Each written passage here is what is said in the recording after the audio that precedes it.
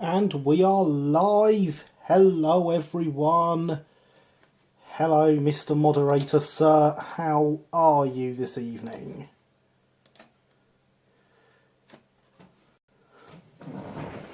I think that's the first time it's ever come up on my screen as live before I'm finished pressing buttons on the laptop.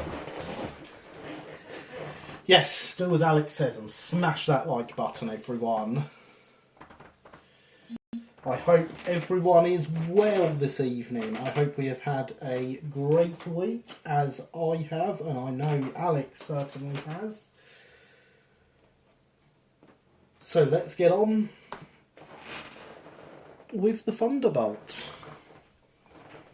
So as you'll remember, hopefully, last week... Hello Max. As you'll remember last week, hopefully... we got wheels turning. Good evening, Luke. Welcome to the stream. How are you? We got the wheels turning. However, once we got everything wired, everything together, we found we had too much pressure on the rear axle caused by the cable for the motor connection. So that is something we're going to correct this evening. It will hopefully not take us long to correct that. I am very well, thank you, Christopher. So to correct that, we're going to take this off, take this cable off, and we're going to solder it coming away backwards onto the actual hookup and put some more heat shrink over it. That hopefully will not take us long and is going to be our first job tonight, because we want this to run and we want it to run beautifully. Very well, one freehorn bee, Clestris and a popper also rhyming with tree hay. They make up a 3-car suburban set. Very nice, Luke. Glad you have won some carriages on the Bay of Fleas. Let's move this so I can see the temperature we're at, and I assume you guys can as well. Because you probably could before, actually. I couldn't. 400 degrees. Excellent. So the hard part is going to be... or not. I was going to say the hard part is going to be pulling this heat shrink off.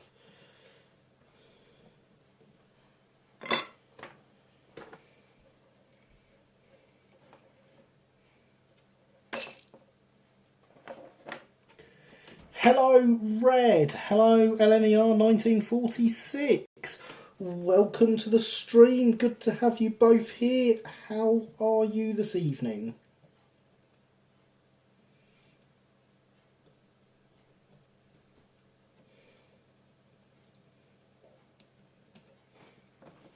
Okay, so the hard part is going to be getting in there, because this blasted magnet and my soldering iron seem to be in some form of a relationship. I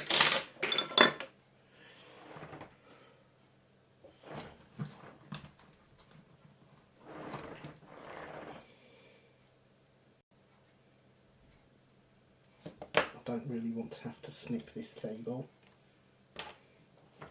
If I can avoid it, let's try using these. I can put some more pressure on with these, and it would help if I used the soldering iron rather than the pliers to solder with. There we go, we're out. We are free.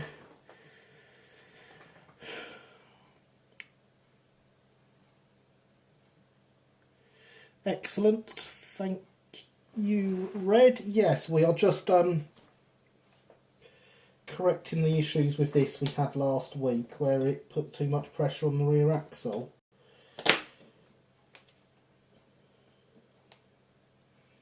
So I take that out now. That doesn't actually touch the rear axle anymore.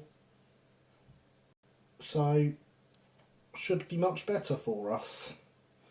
As you can see, if I turn it manually now, it is going round quite nicely, although I keep catching my fingers on the wire. What if I go that way? No, I've lost it all now. But it is better anyway. You have to take my word on it if you didn't see. Hopefully you did.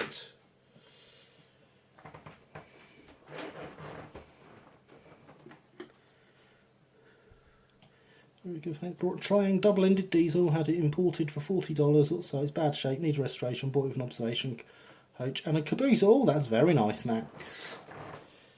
Very nice. So as I say, we're going to get in here and we're going to solder this wire on so that it's facing essentially the wrong way on this motor pickup. Luckily the pickup moves around a bit so I can get in there and do these things without having to be quite so under the engine, under the motor. Oh, there is a lot on there that could use with coming off still.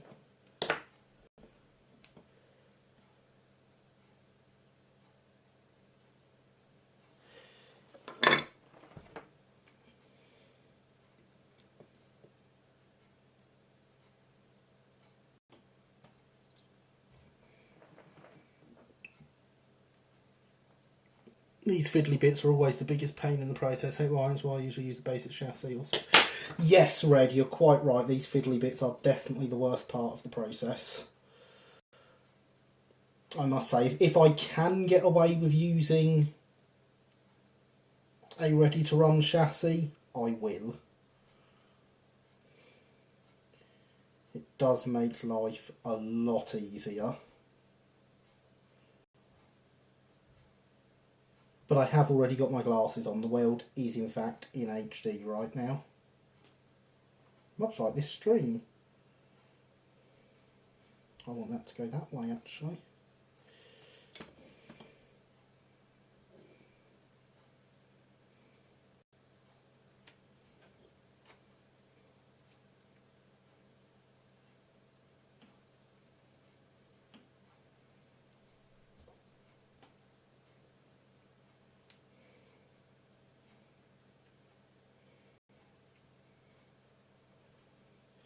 Well, hey, we are hooked through. Let's pull the cable from this end to get it to face the way we want it to face.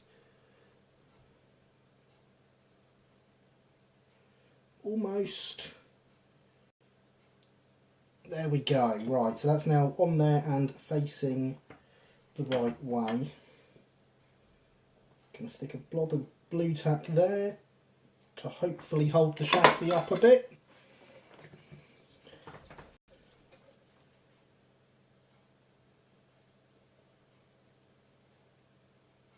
I'm just adding a touch more solder. There we go, we're on. So again, much like last week, we're going to put some heat shrink around there just because of how close these are to the motor, and it all being a single piece of metal around the motor. But I'm going to make this as short as I can.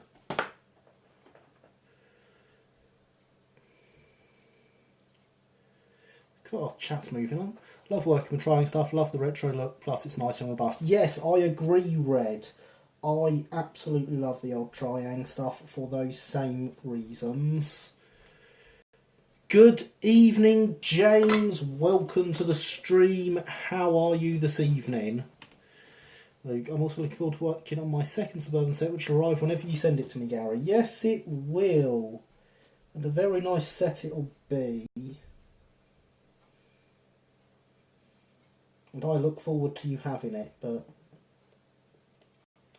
this damn post office closure kind of threw my plans with sending you things up in the air a bit. I was watching an American restoration earlier on DVD Volume 1, which is where they restore rideable toy trains. Part 1 to... Oh, that sounds really cool, Max. I like the sounds of that. The train is made from metal and powered by some car parts and a belt drive. Oh, awesome. I do like the sound of that. Would you believe that still feels like that heat shrink is too long? And it's just catching on the axle.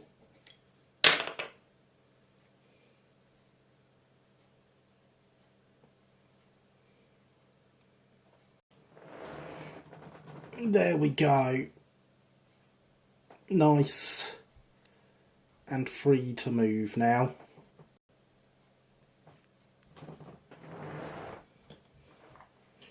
So I'm going to find my screw and my bolt from last week so we can screw the motor down in place.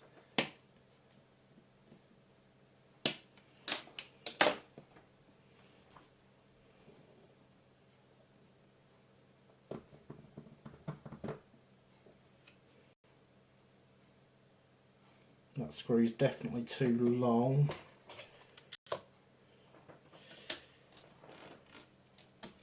Let's see what these shorter ones are like.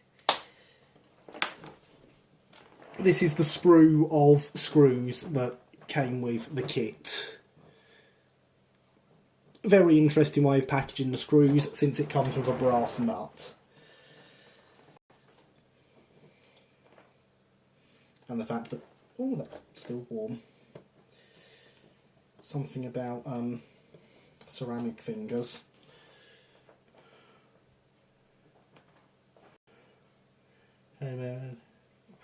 Well, thank you. How was your crisp dinner? My crisp dinner was excellent, James. My crisp dinner consisted of pepperoni pizza, so very nice and crisp, actually.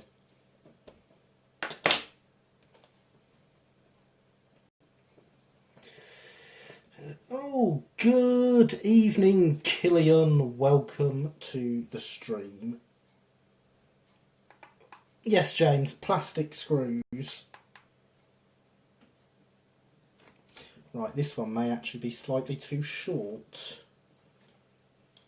which is irritating.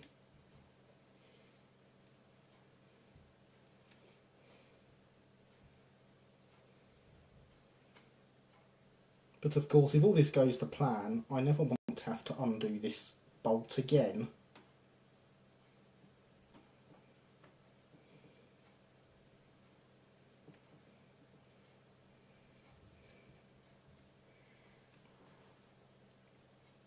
Seems, I assume the screw sprue was generic across all their kits at the time.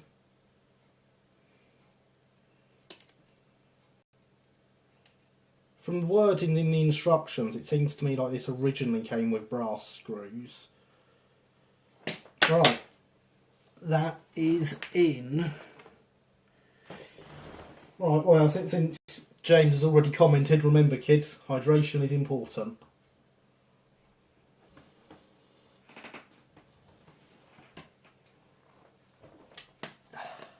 Very nice.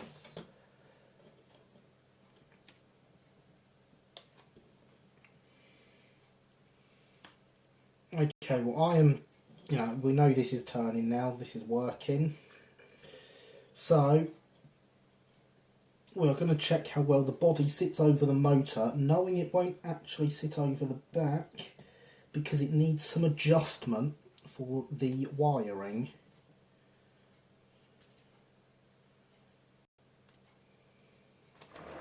But there we go, the body appears to sit on quite nicely. In fact, nicer than I think it has at any point through this build, if I'm being completely honest. It's now raining again. Yes, it is also raining here, James. Thankfully, my microphone seems to not be picking it up. So on the chassis, on the body, sorry, we've got a chassis extension for the rear wheels, which has this nice big block that comes down.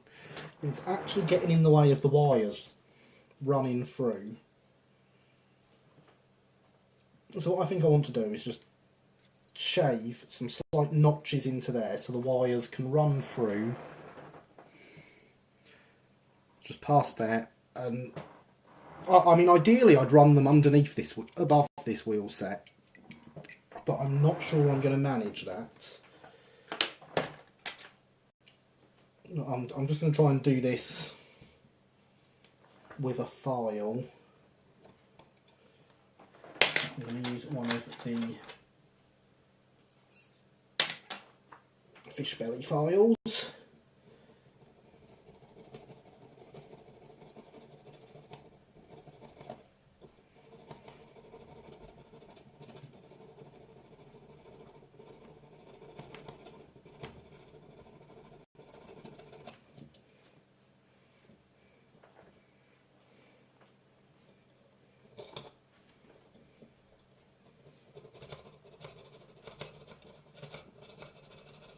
I have noticed recently there's been a lot of people seem to be purchasing the Newman Miniatures 3D printed lion, and whilst it's a very nice model, having seen the pictures people are posting, I'm glad I got the K's one, as there seems to be some dimensional issues with it. And of course the lack of rivet detail.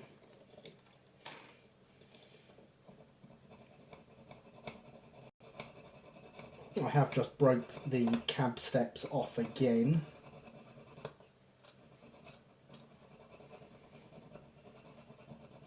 Seems to be a theme of this build. Break the cab steps off.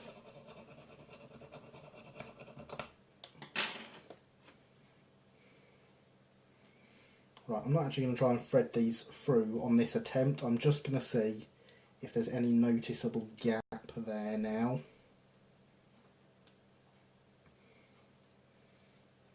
If I can get this screw to line up.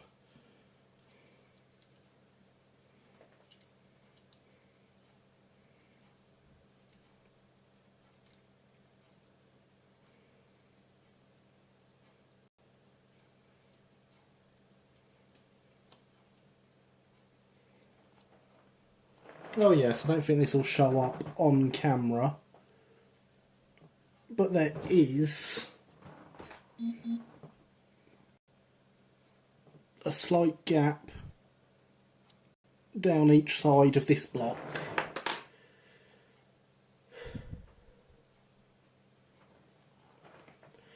Ooh, lots of chat. Oh yes, Rudy scales them up from Engage. Yes, that's what I thought. Sorry, I was chatting with a friend on Instagram, my phone's connection. Welcome back, Max. Welcome back. Welcome, Stephen. Good to have you here. Yes, weight is an issue with them. In fact, weight is the reason I originally wanted one of these kits rather than the 3D printed one. Because as I've said, I paid a lot of money for this kit, knowing that 3D printed one existed. And so a sensible person would have bought the 3D printed one. I wanted the extra weight, and just seeing the pictures of it recently have made me glad that I did.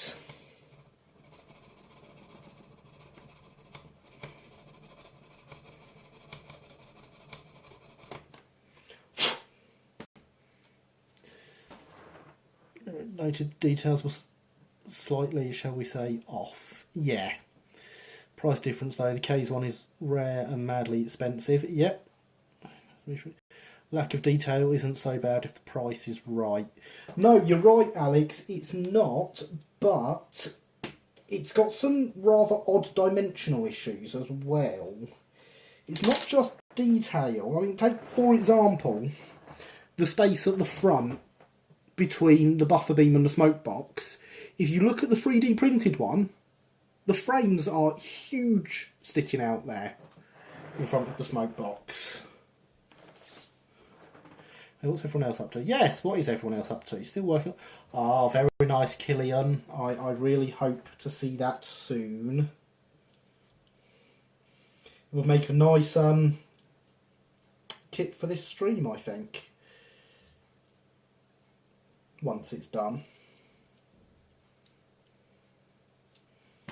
Right, we might be at a point where we can thread this properly.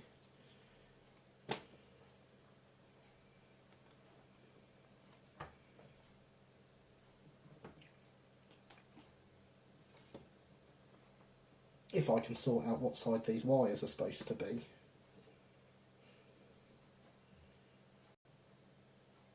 What I think I want to do is a drop of super glue, just holding the wires in place either side of the spacer.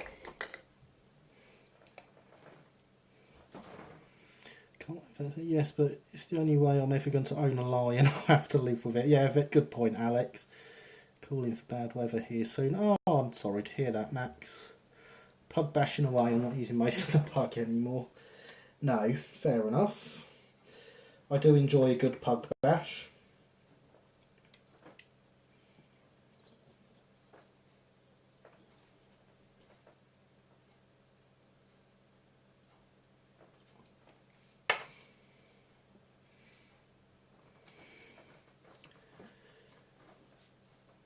I'd be honoured, Gary. Well, thank you, Killian. I think it would make a great thing to build on the stream. Not tornadoes or anything or sounds, all just fun.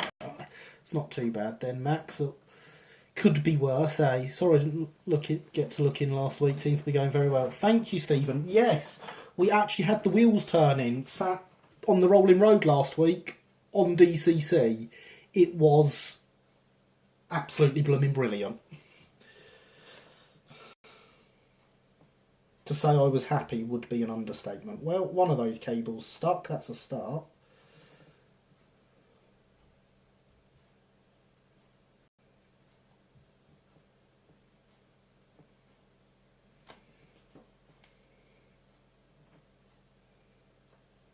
Not sure why the other one felt the need not to stick, but that's okay. Nothing a bit of extra glue can't fix.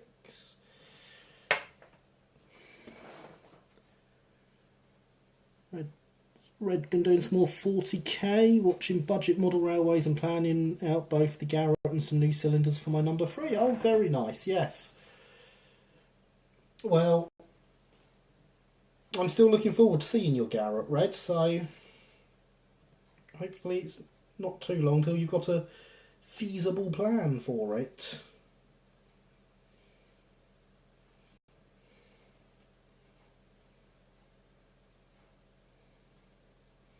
This grey wire does not want to stick.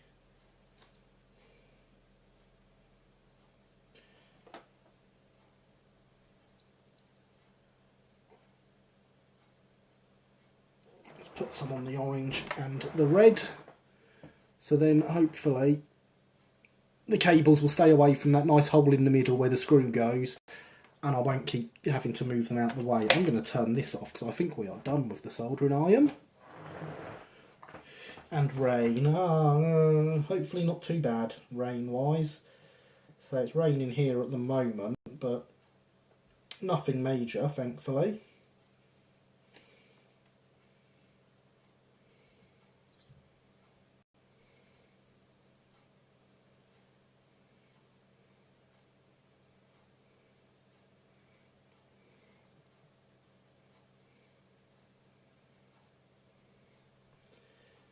Watching an amazing stream, planning a German force and campaign to play against Morocco's US Army recreating D-Day through to war's end in flames of war. Where's this amazing stream you're watching, Christopher? I'd love to know about it. You know, budget model railways, since you have a Y6 tram as freelance kit for sale with a little kit bashing you could create into a Y6. I did not know that. That's very interesting, Max. Did not know that at all.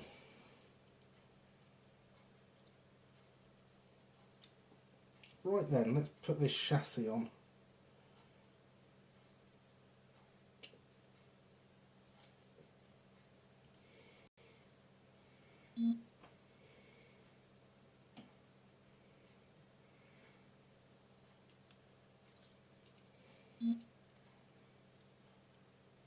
There we are connected.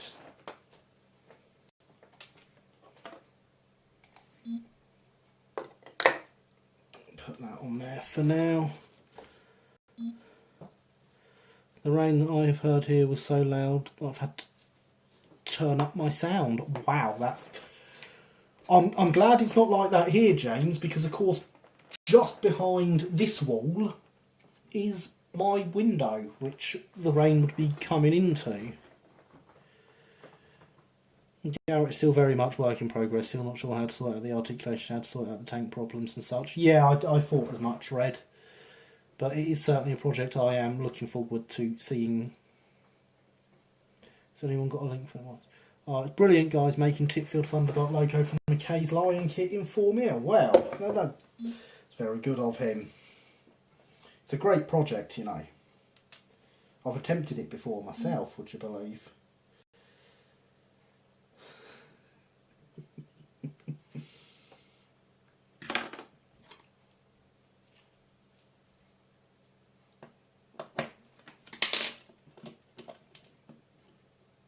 Now let's just make sure that sits in there okay.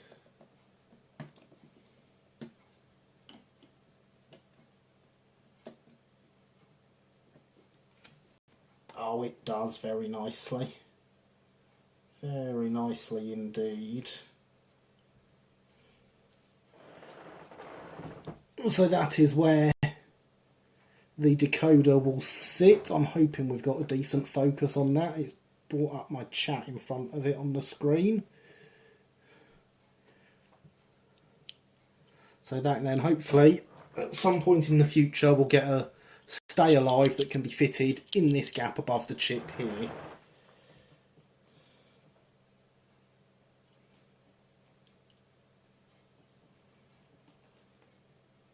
Yes, I can get that down past there quite happily.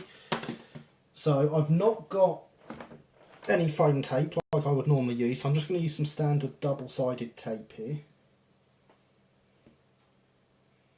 Actually, no, I'm not going to stick that on yet. We're going to finish off sorting out the bodies first. Now that we know that that fits. We're going to get to filing down all the filler we put on the bodies last week. Have to look for that stream one day, Chris. It sounds like a good stream. It does say, it sounds great, doesn't it, Luke? I'll have to look for it when we're done on this one. But some stuff about my Garrett on RMY, point for email, Chris. I was meant to message you about the day 72 on YouTube before Alex the Mole gets upset. Cool, Red. I'll have a look at that if I can find it, Red. Blimey, it's small. I was just talking about building devices. It's also got streamers on. Sorry. You always forget the stream is on it, Lady Alex. It's a cunning plan as to where to put the decoder. Honestly, James, I couldn't think of anywhere else to put it than there. What type stay alive? I've gone with a lace DCC chip, and I have heard that they only like their own brand of stay alives. So I will be getting one of their stay alives as well, which will fit in that space quite nicely. Look, I'm on my phone as well now, so you can talk if you want. Sweet, don't worry, Link. Your stream is way better than mine. Oh, I don't know, Alex. Your stream was pretty impressive last night. Very good stream. Very nice people coming in. So I want to get BMR Y6, support them and build Toby the Tram engine. Yeah, that sounds like a great idea, Max. I could even consider one of them, especially for that price. So for a long time absent. Uni work. Yeah, yes, uni work. Yes, I'm going to have to look that Y6 up. It sounds good. Hydration, children, very important.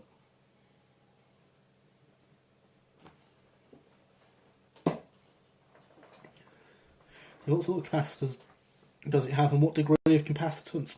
I actually don't know, James. But there was a thread on RM Web when I was first looking at their decoders talking about problems that people have had with them. And one of the big problems was them not working with other brands of Stay Alive and having some very funny issues with it. So I thought I'd best go for that. If you Google Lace DCC, I can talk, Lace DCC, so LAISDCC, you should be able to find them quite easily. I cannot remember the specs off the top of my head, but that decoder was £15 and will happily run up to 2 amps, which is why I went with it for this kit. And I think the Stay Alive's only about £10, so £25 you're looking at a decent decoder and a Stay Alive, which, let's be honest, no one else is matching that price at the moment. The Y6 was 4-wheel 80. BMN has one, or will do. That's bought one a while ago. Not very well designed. If you can pull it off, a lot of work on managing it would be brilliant. Good evening, Harry. Welcome to the stream. How are you this evening?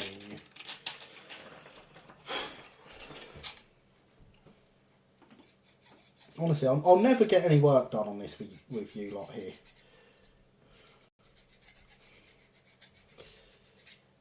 It is great to see chat so active. Thank you all so much for being here.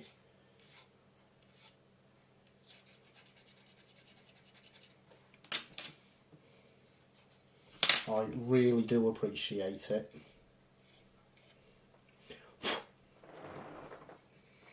You have a choice in model railway bodgers, and we appreciate you choosing Oak Hill Model Railway.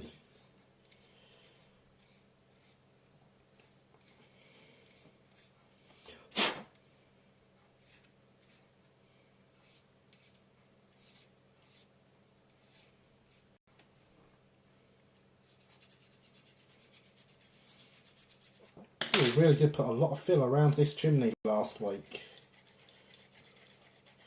But it did need it, to be fair. There was a large gap at the bottom.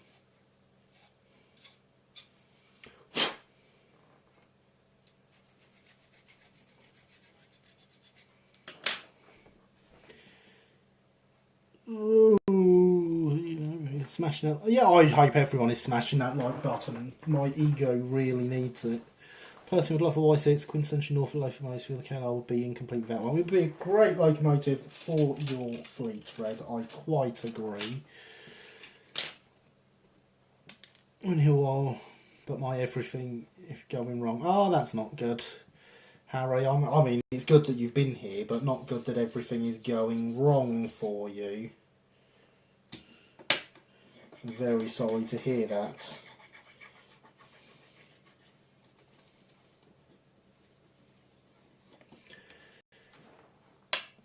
Okay, I think there are instructions how to build one somewhere, Harry. Oh, by then, no, even Harry. There's something I don't like about that BMR Y6. What do you not like about that Y6, Luke? Please do tell. It's not a problem building problem parts. They're awkward and snap easily. That's not good, Harry. Has doors instead of open cabins.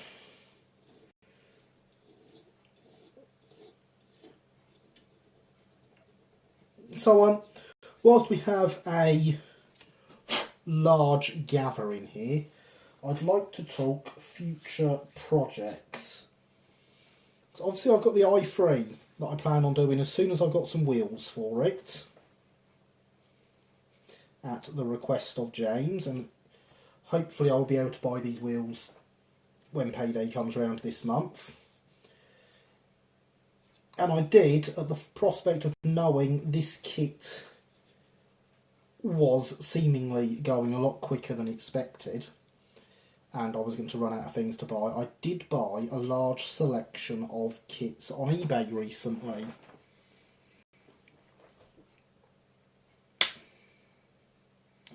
For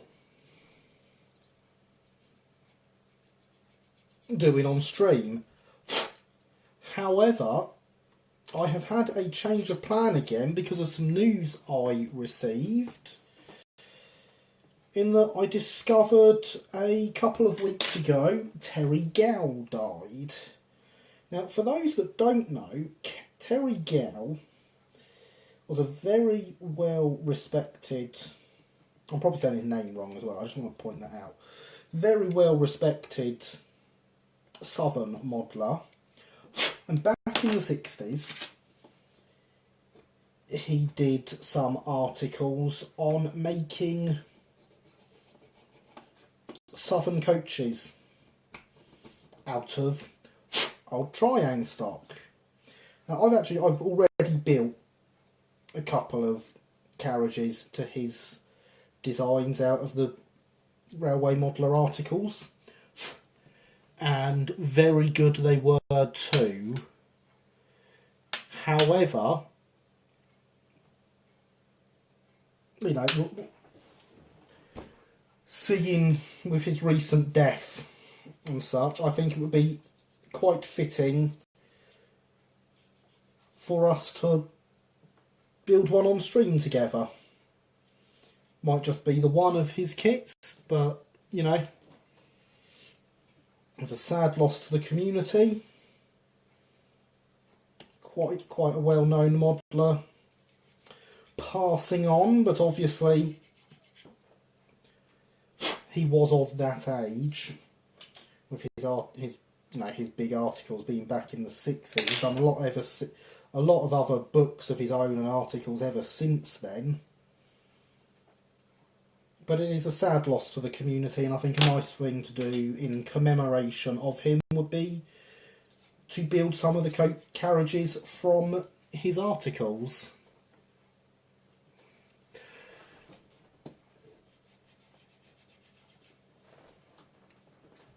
Sorry to hear that. Didn't know he died. Yeah, he died a couple of weeks ago, Red. It was not long at all. It's a shame to lose him from the modelling world. I do have all his 1960s articles for carriage building. So I think once we're done with Lion, I will dig them out, and in honour of the man, we should build one of his carriages.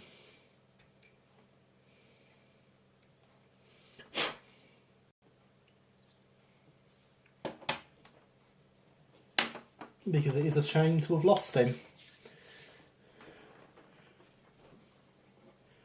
I do like, sounds like a marvellous plan. I do like your carriage. I'll be if you want to do.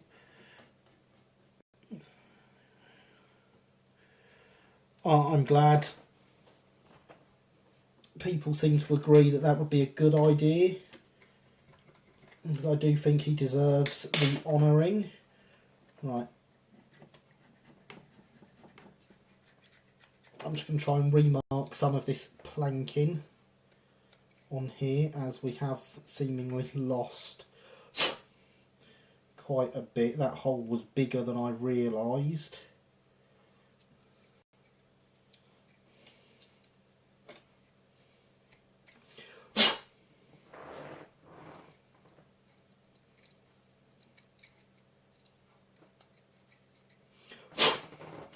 So there is the size of the hole in the boiler we have had to fill because of overfiling to get the motor to fit.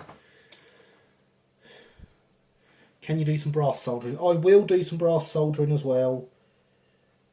Not tonight, obviously, but yes, I will do some brass soldering as well, Luke. Have no fear, I have brass kits. So we shall certainly do some brass soldering in the future.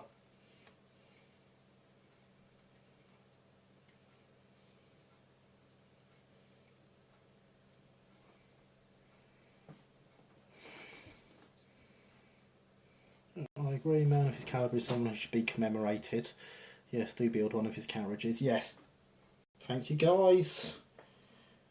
Having your agreement of everyone on that is very, very encouraging, and I'm very happy to hear it. He does indeed deserve a nice commemoration. I think we're done with the filler for that. I shall have another look in a second, because coming away from it and just looking back again afterwards can help you notice things you missed before. Always good to put stuff down if you think you're done and look at it again. Don't ever take for granted that you actually were done.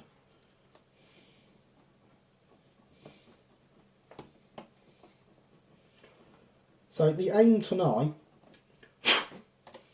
is to have this loco in such a state that it could be put on a layout and I could press the power button, well, turn the knob on the controller and it go.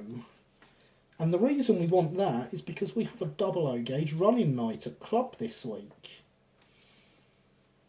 So if we can pull that off, then this can go to club on Tuesday and we can get some video of it running on the club's 00 gauge layout.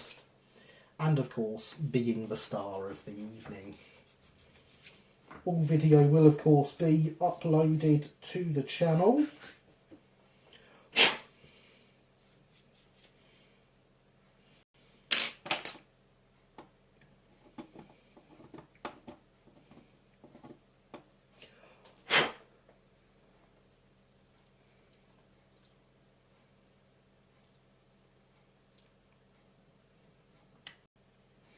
I think that'd be cool to build one of his kits. Thank you, Matt. It's not actually kits. It's ready to run Triang carriages that he designed a way to turn into pre-grouping Southern stock. Did it over several magazines, several articles detailing different diagrams of carriages from all three of the major Southern pre-grouping companies, which was the London, Brighton and South Coast, the South Eastern and Chatham, and the London and South Western Railways.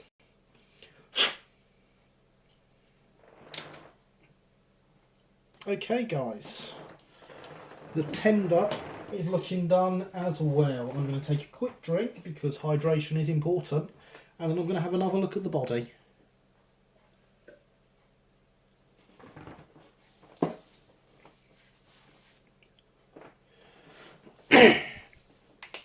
Are you going to be painting it today? Well, we shall see, Max. Quite simply, we shall see how far you get. Luke, I wondered why you didn't have a 00 gauge running night every club meeting. Then I realised some clubs have to pack away their layouts. We don't have to pack away the layouts, Luke. But we're a bit busy building the 00 gauge layout to have a running night on it, really. So if we had a running night every night, it would never get built. Which would be a bad thing, because we need it built so we can go to exhibitions. It's slowly getting there. It's in the scenic stages now, which is nice after spending well over a year basically stalled. So it is good to see it progressing, and if we get this running, I'll get some video of it. You'll see the layout and you'll see why we don't have running nights every week. I forgot to add, we've also sorting out 2 engaged Japanese Steam locos and some stock for them to pull, as my first 2 nameplates won't be long in coming. Excellent, good to hear, Christopher.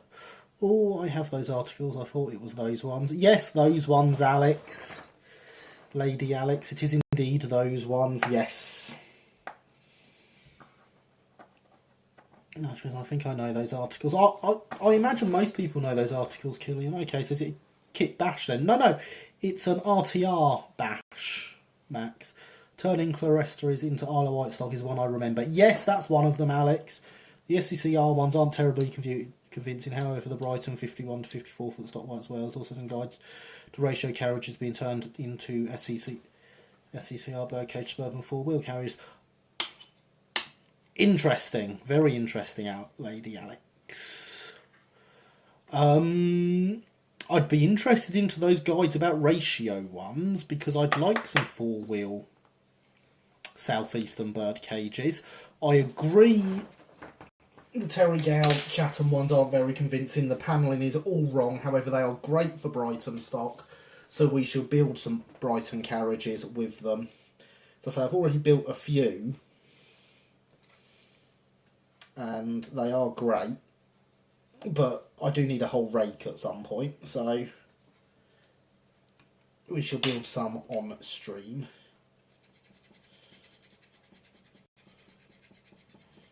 By way of commemoration to Terry.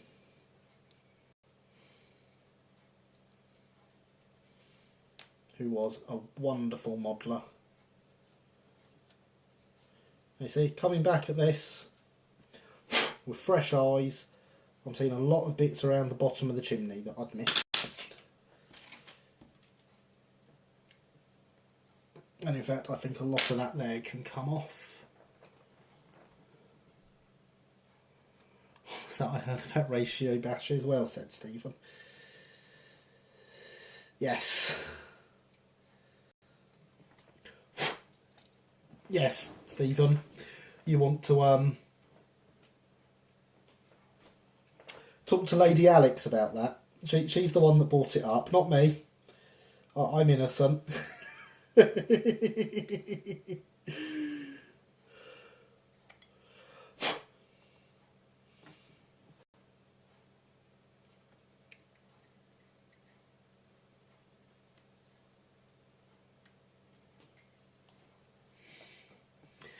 I got given a CD with 1,000,001 articles. I'll send them in our group chat, then he already has all of them. Excellent, thank you, miss. That will be very much appreciated.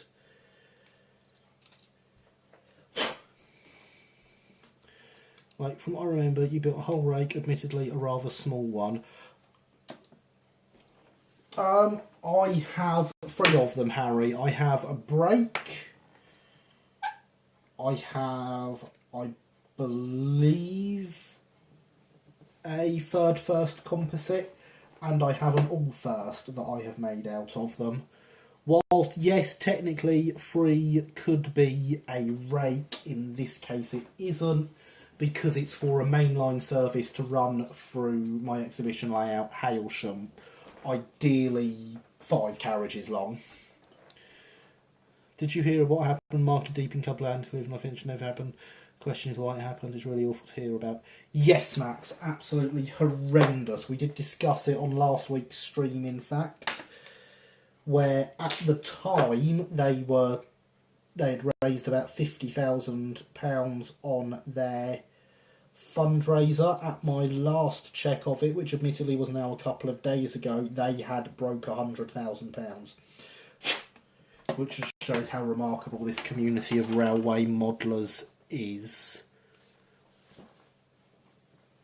Sorry, I expect it was the GWR 4-wheelers. Maybe, Stephen. I have no idea which ones it is, but I'm interested to see. And, of course, get your opinion on it. Yes, I donated a good £20 to the cause. Well done, Red. Thank you for doing that.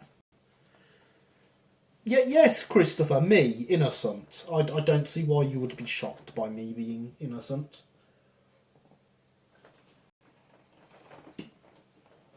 I'm always a fan of a nice 4-wheeler coach, Stephen. I'm always a fan of a 4-wheeler coach. They look great.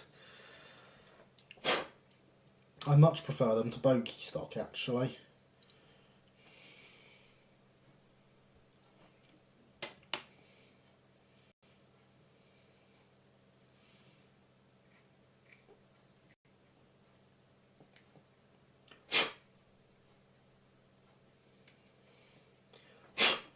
Every time I look at it, I notice something new on there.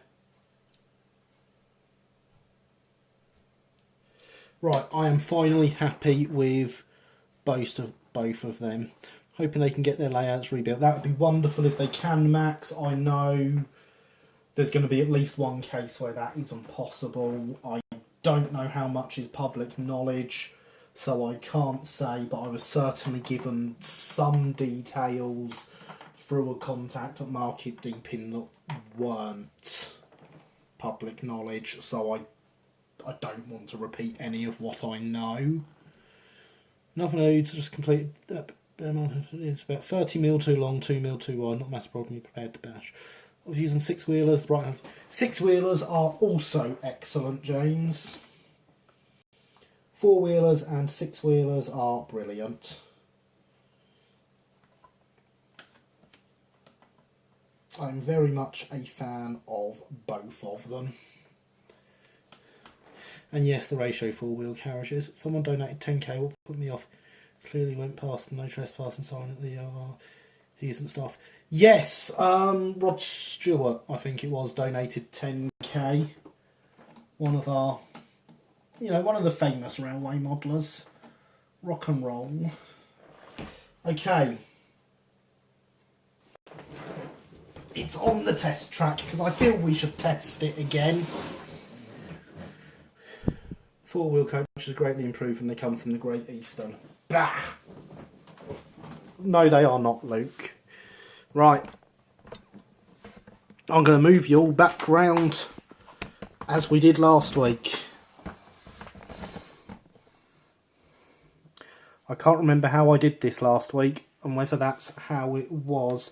Six-wheelers became nice middle ground between the bogies and four-wheelers. Still prefer four-wheelers based like short coaches. Yes, I feel the same. So, we are back at the test track. I'm going to put some power on it.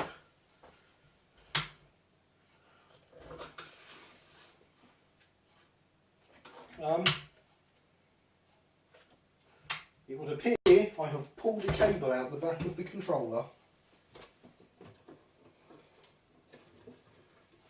I would love to tell you this isn't something that happens a lot, but unfortunately it happens a lot.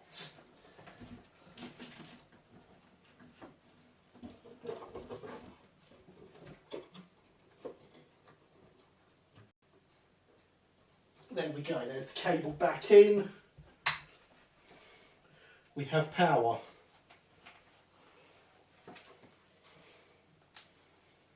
Let's key in number 3. See if we can get some movement.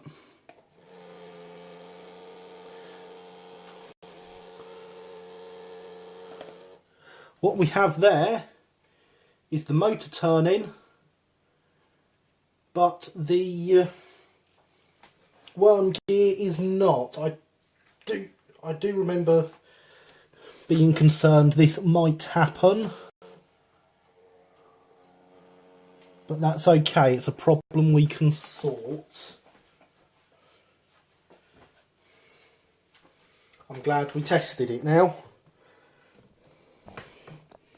Let's move back to our corner of the workbench, shall we? Slowly you're seeing all the secrets of how this is all, how bodged my setup is. Oh, glasses. Don't want to forget those. Right, let's catch up with chat now the time's sat down. We have a six-wheeler LTSL, identical set. Like 10-wheelers, sounds like an angry bee. Yes, it does, doesn't it? A bit. Probably gave Mr. Lancaster some nasty flashbacks there. He's had a bit of a bee problem. Hope I didn't give you any PTSD flashbacks.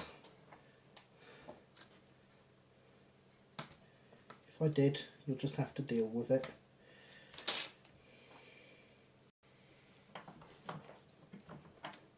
So yes, we did suspect that that might be a problem that we'd suffer with.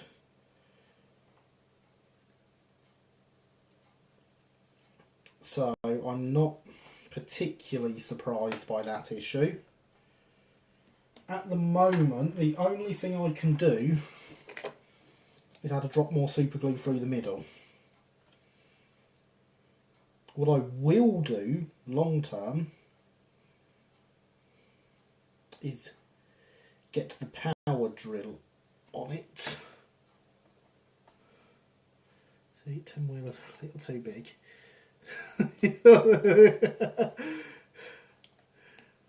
Actually, is there any reason we can't solder this? That's not good. We've broke a cable. Yes, I don't see any reason we can't stick a drop of solder on this to hold it in place.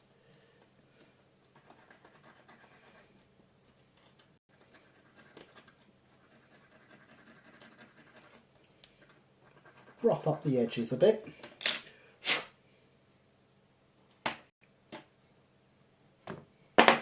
Get the flux.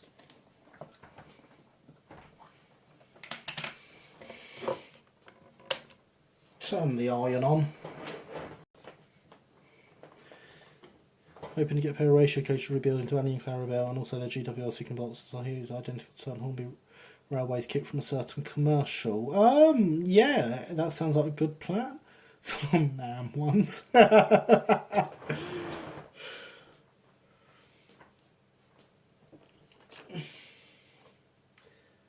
my pin.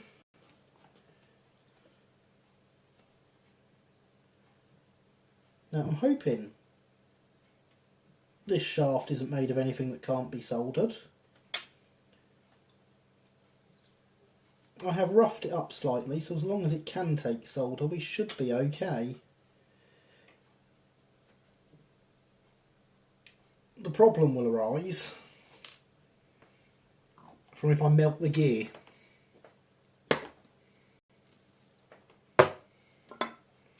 Which is a distinct possibility, so I'm going to try not to do that.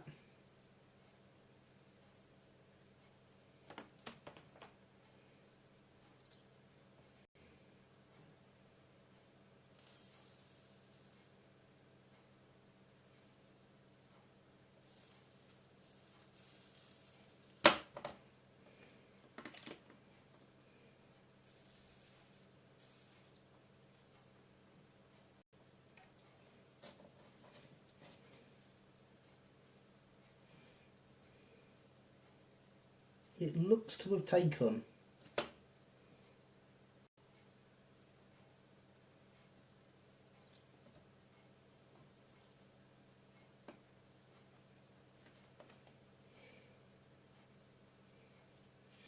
It looks like we're okay. It looks like it's taken. Wahey. That makes me happy.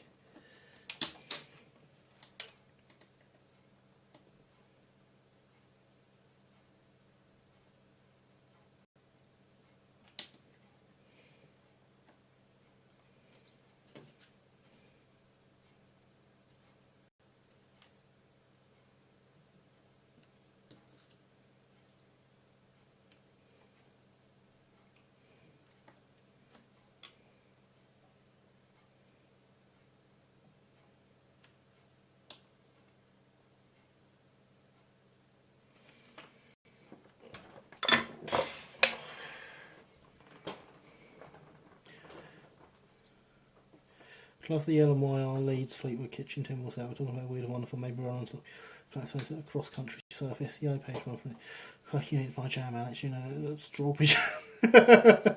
She well on the top of advertising. Somewhat dreaded my graduation. My parents have been on me for 3 years about how the eldest has an allergy.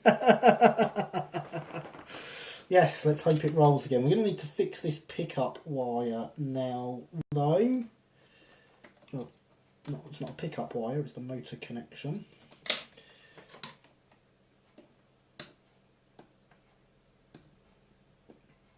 If I can get this blooming heat shrink off.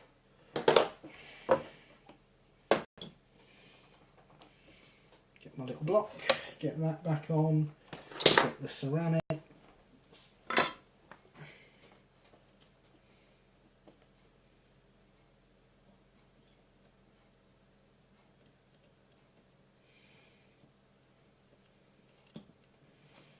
There we go. Now I think we will attach this the same way round we've attached the orange one at the bottom, with it being backwards.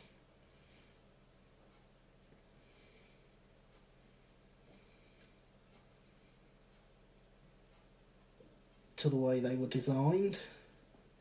I'm thinking that works better for this kit. If I could get the blooming end of this off.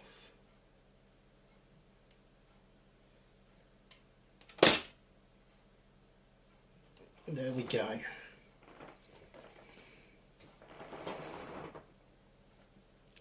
Oh. Maybe use liquid electrical tape to hold the wires down. Still here, by the way, dude. Sorry, that's okay, Alex. You are welcome to be quiet.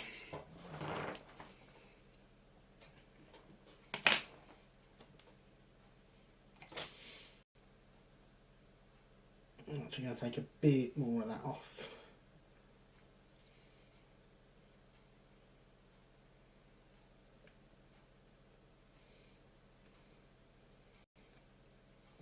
But yes, you sit there and be quiet, Mr. Twitch affiliate.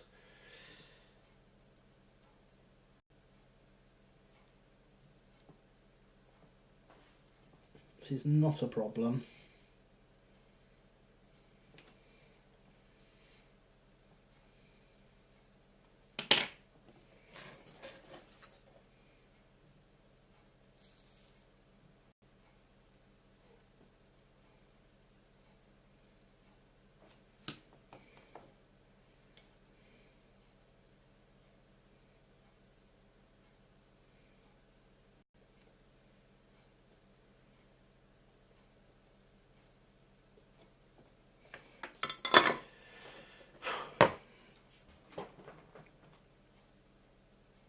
What's the benefit of solder over glue? Is it just that it'd be easy to take apart later and also stronger than super glue?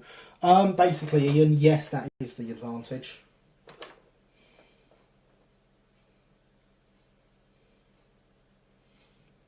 The strength is certainly the reason we are using it here, and welcome to the stream.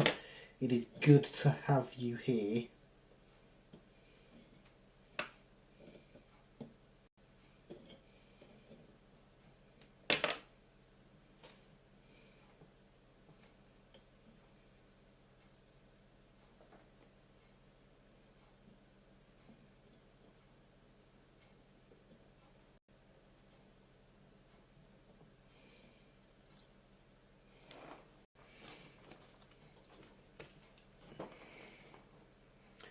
I'm here too, just lurking. It's fair enough. You all feel free to lurk. Solder is a great deal stronger for so easy to manipulate after it's been fixed.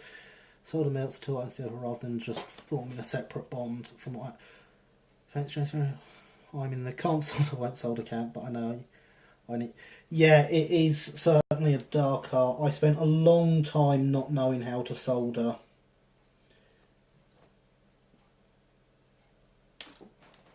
And I am very glad I did learn how to perform the dark arts of soldering.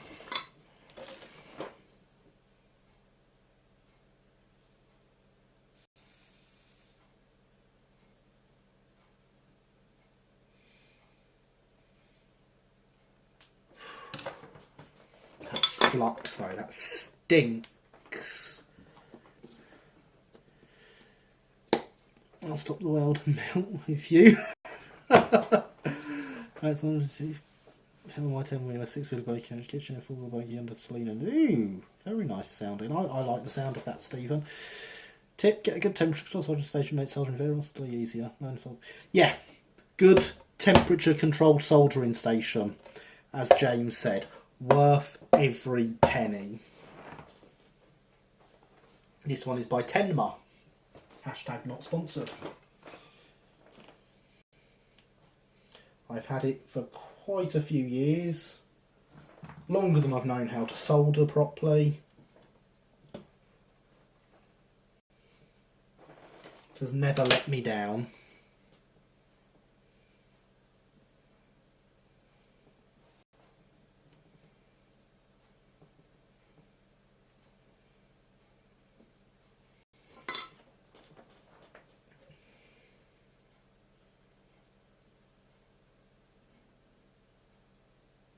And we'll just put our heat shrink on here.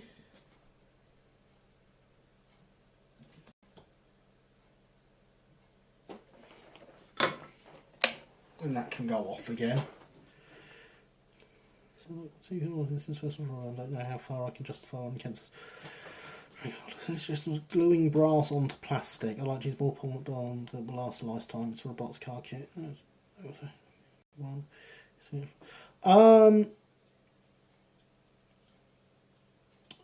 Gluing brass onto plastic. You might be... Someone may know better than me, but you might be best with something like Aldite for brass to plastic, or a 2-part epoxy, that sort of thing. You might find that does the trick well. If I could be an engineer reserve, so soldering is a layer of material between 2 parts. If you melt the 2 parts together, that's welding. Go ahead and be a nerd, Tom. It's fine. Hydration, ladies and gentlemen, it is very important. We are an hour in and I am 1 glass through this black, sugar-free, fizzy liquid.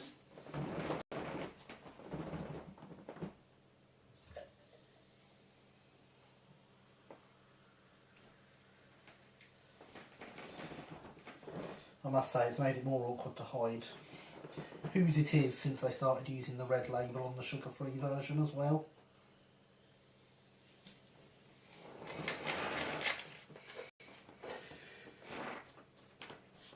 Yeah, but yeah, be an engineering nerd, Tom. I should really know the difference because I do also weld, but never mind.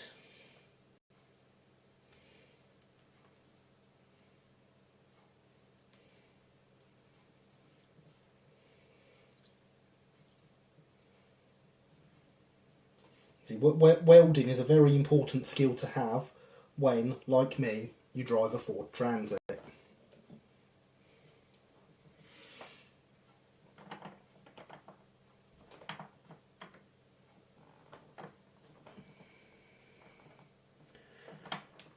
Brass to plastic on cyno, e.g. rocket mats. Yes. Oh, don't hit the microphone. Right, we're going to put that back there. I'm going to move my chair back again. It's really awkward to move my chair back whilst on a laminate floor and wearing socks.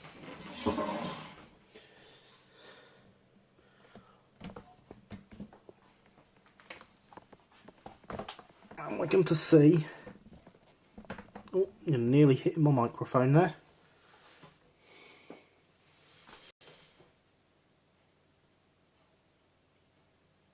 One can weld with a soldering iron if the melting point is low enough. Very true, James.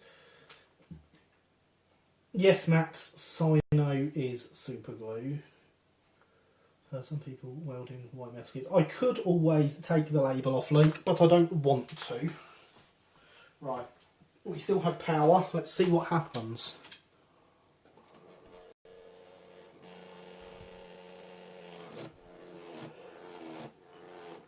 Right, it's obviously not completely happy, but at least when the motor's turning, it is turning the wheels. You can't beat me to the Transit and Rust joke. I mean, to be fair, Luke, it's true. You've seen the state of my other Transit recently. Well, one of my other Transits.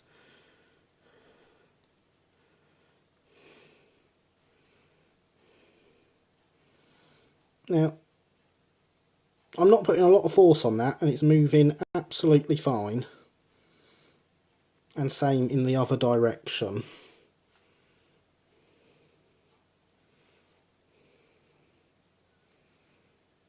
I'm not really sure what's binding up.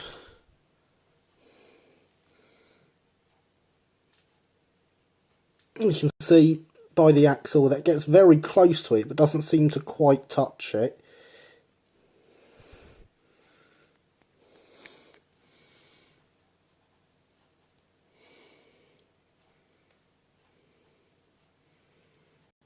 It could, of course, be the motor itself.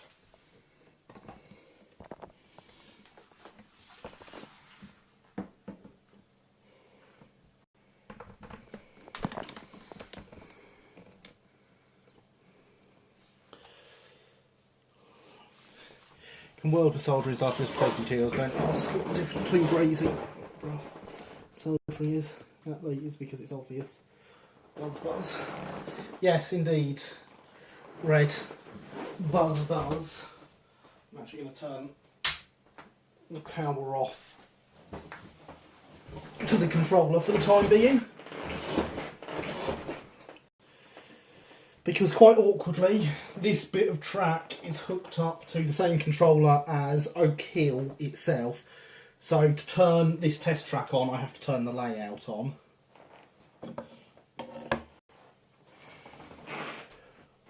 It is very hot in here again this evening.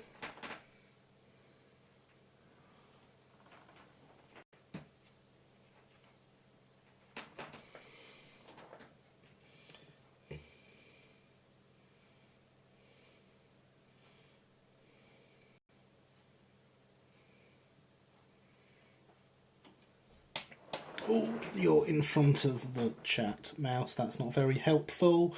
Sort of white metal with friend using Nightbot Weller iron before, well, it's fine. Was that arcing I heard? It was not arcing, it sounded like to me like the motor was struggling.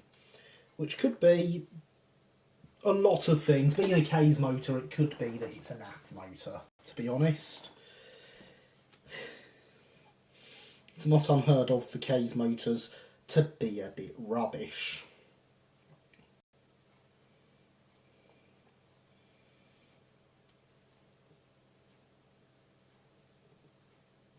So that is certainly something that needs investigation.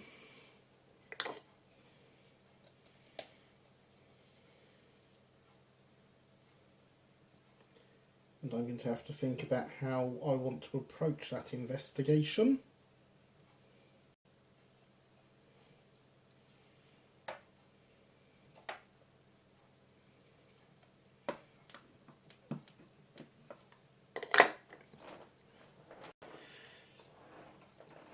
So yes, that was great.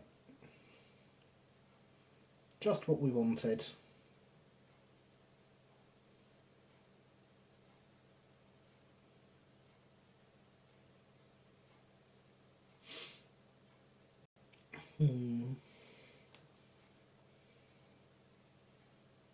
Yay, it's holding really well again.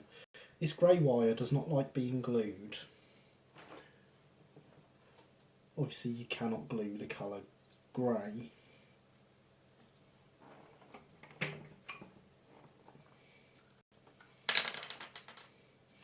It could be that the motor wants a slight bit of lubrication.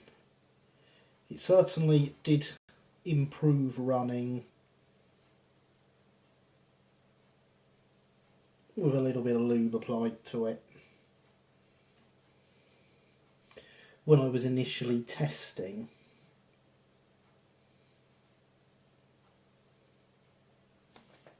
I'm not getting any oil coming out. There we go, there's some.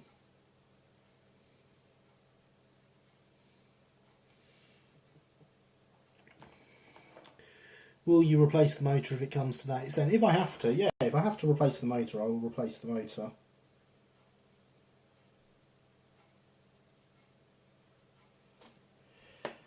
Put some oil in the worm as well. And we can twist that.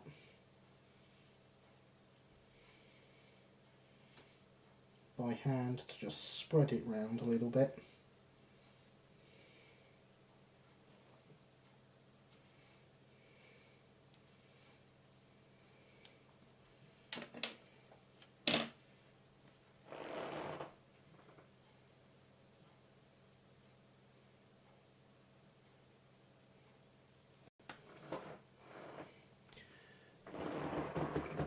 So when I'm doing the gears with the oil, I just put a little bit down between each tooth and spin it by hand.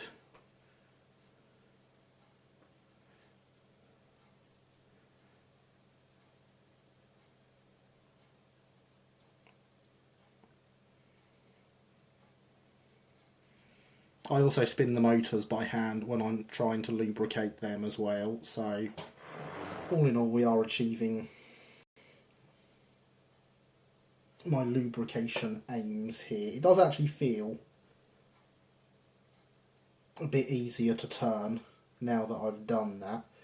So it could just be that that's what it needed.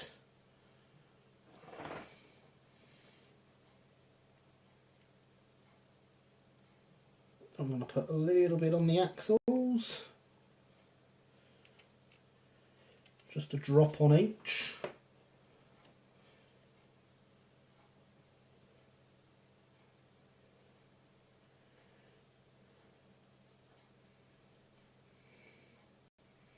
Oil in my worm. Very good, Stephen. Get very oily fingers then. I will get very oily fingers, James. I'd like to repeat, I drive a Transit.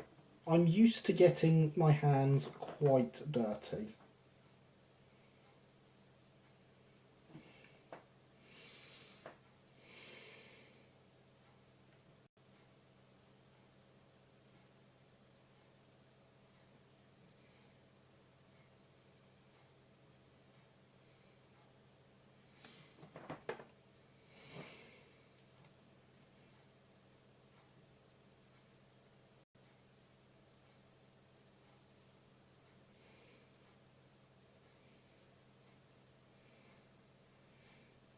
It's definitely feeling much happier going round. I mostly just soldered to fix wires I've accidentally snapped while working on something. That's how I started soldering, actually, Red. Polishing up a marble cylinder here to get it to run better. Oh, would that be the one that you put some videos up of earlier, Killian? I did watch those videos and clicked like on both of them. It's good to see it running.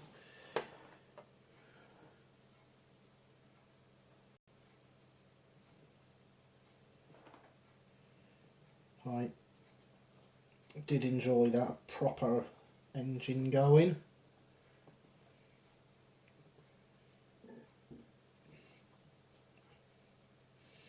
Right, I think we've got plenty of lubrication on there now.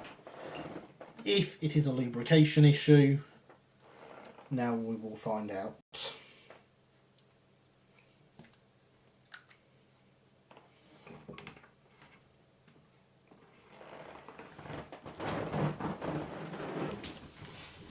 Put the oil back up top.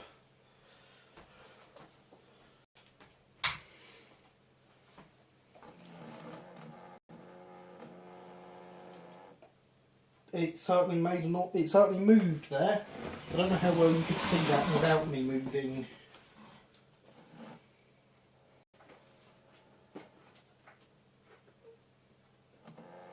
the camera, but we're getting some movement now, so I'm thinking we're on the right track here, guys.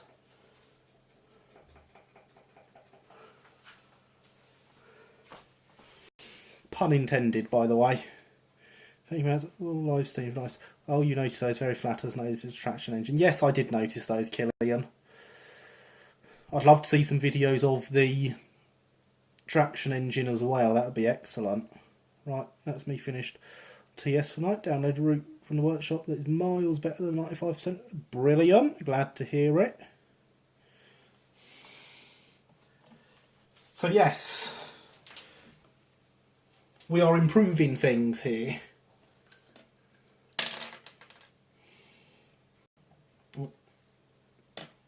That's on as well. So I'm going to get some more oil down in the axles, because that felt like it made a huge difference when I got the axles a second ago.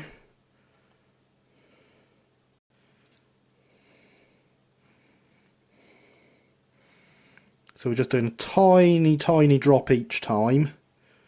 Not much at all.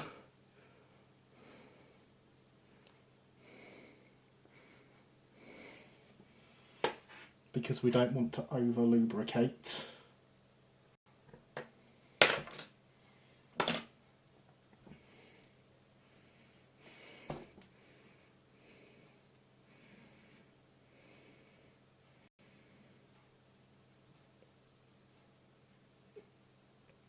But honestly, that already, to me, feels a lot better.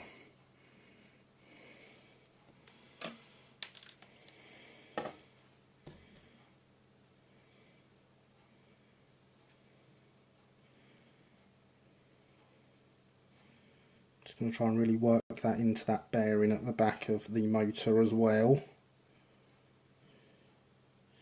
because I struggled with that.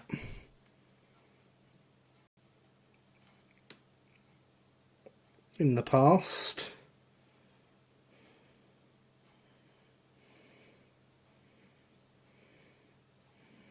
It's really awkward holding this and doing this.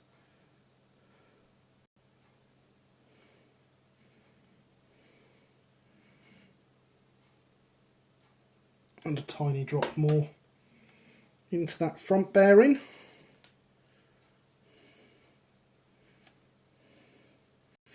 Thank you very much, Max.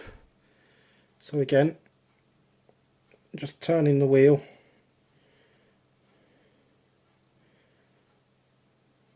To work the oil in. And it is definitely feeling a lot freer than it did when we started. My favourites are always the ones to turn Mammoth locos into Falcon work style saddle tanks. So a freelance double O like mine is one thing, but doing that with live steam is a whole other matter.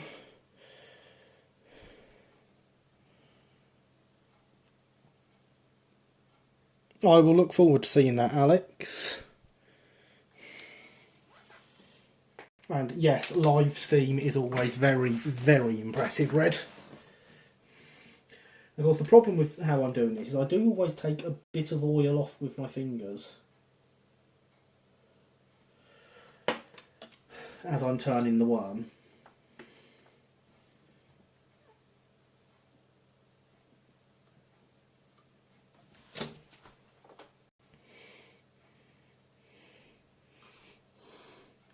But you can hopefully see she's moving very, very nice and freely now. A lot freer than she was. Gonna get my duster down to wipe my hands on.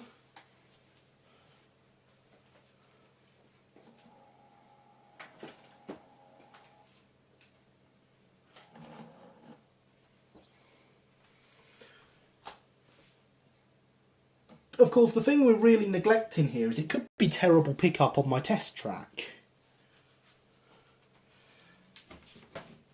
Because, of course, I've not actually...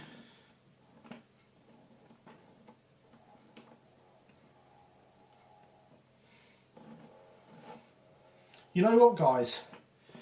After all that, I think it's the pickup on the test track.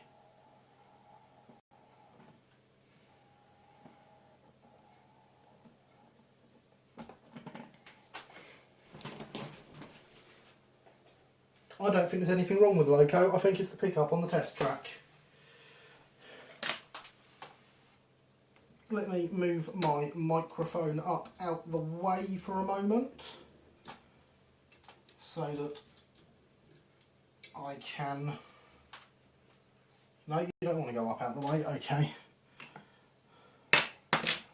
I'm going to take the rolling road off, give the actual rails a bit of a scrub, and we'll put it on that. Whoops. Caught the cable for the stay alive there. Where's my track rubber gone? It was up here earlier.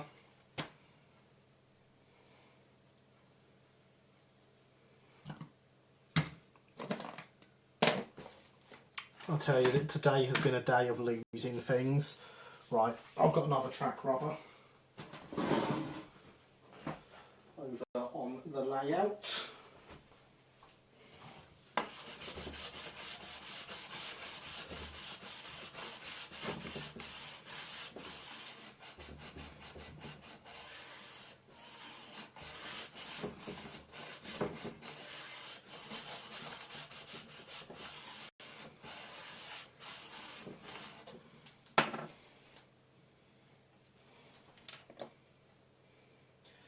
Right, now I definitely want to stick this chip up somewhere it's not going to be dragging behind.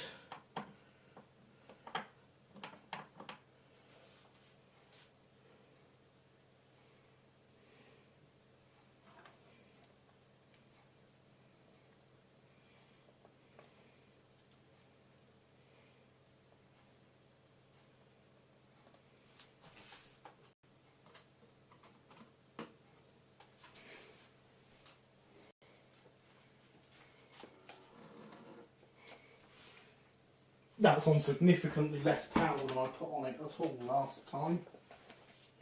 Whoopsie, wrong button.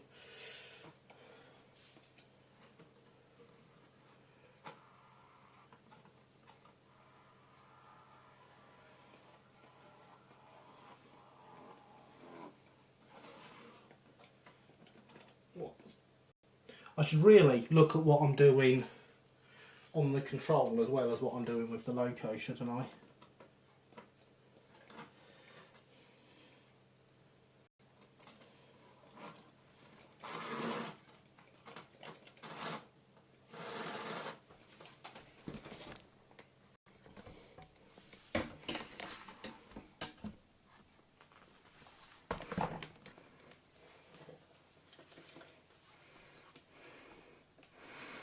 And let's see if we can do that again. Let's turn that power up. She runs, guys.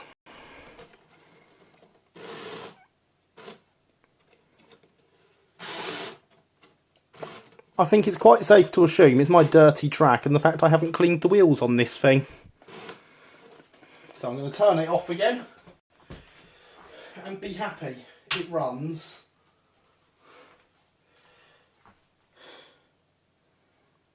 I'm saying it runs. Wheels need cleaning. Track needs an actual clean.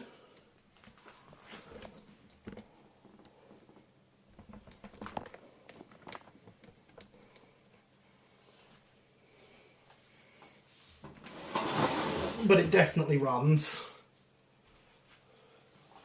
So remember, before thinking you've messed everything up on your loco, what you've done is not cleaned the track and it's the pickup.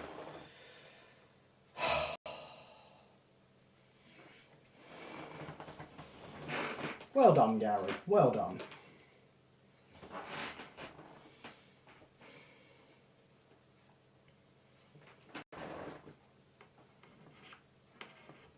Round of applause for the Thunderbolt for reminding me what a Burke I am.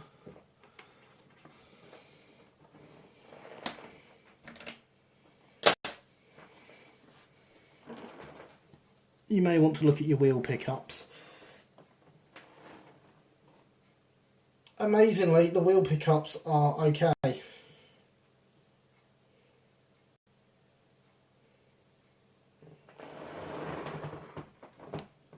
Focus, please.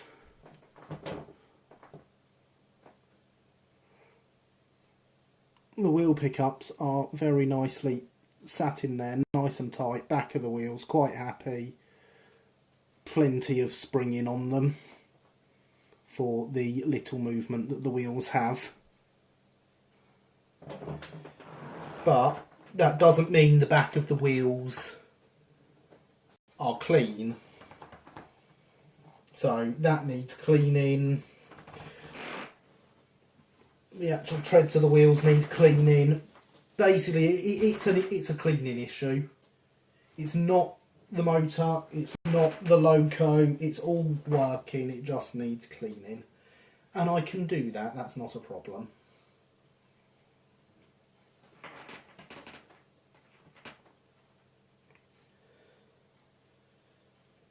Because if I look at the back of these wheels, I can see how filthy they are. I wonder if we can get a clean patch and get it to show up on the camera.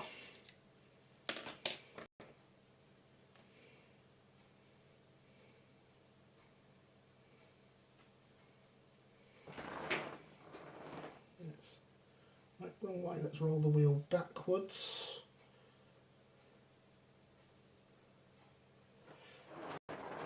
So I don't know how well this is going to show up But this side of the wheel I've cleaned the back, this side I have not.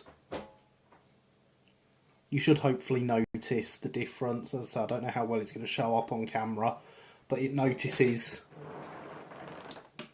in real life.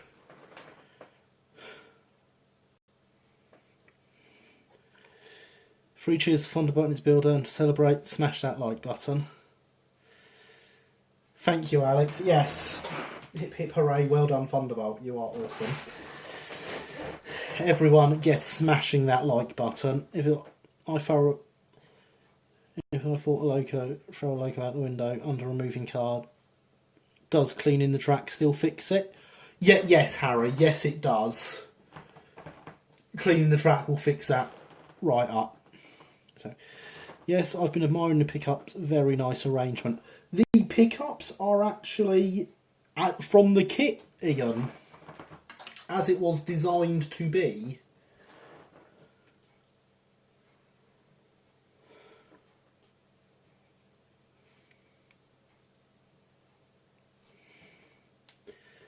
So, yes.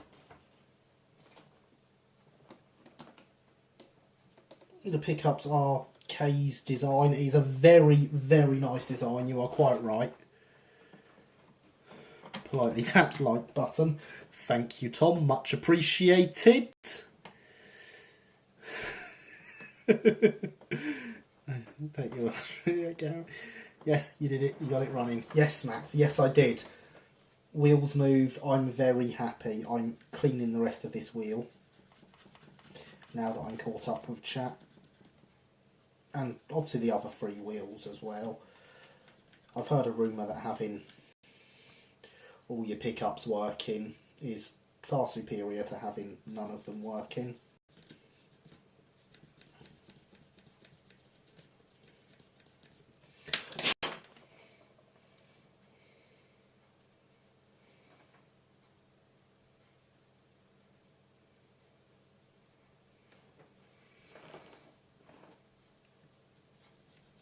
Oh, I'm very happy right now, everyone.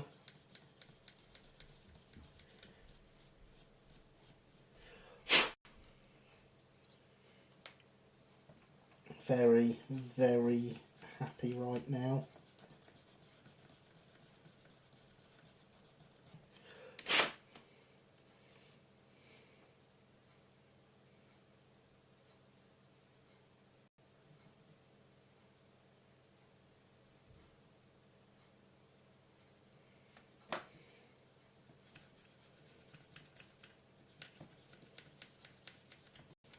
And I hope you are all happy.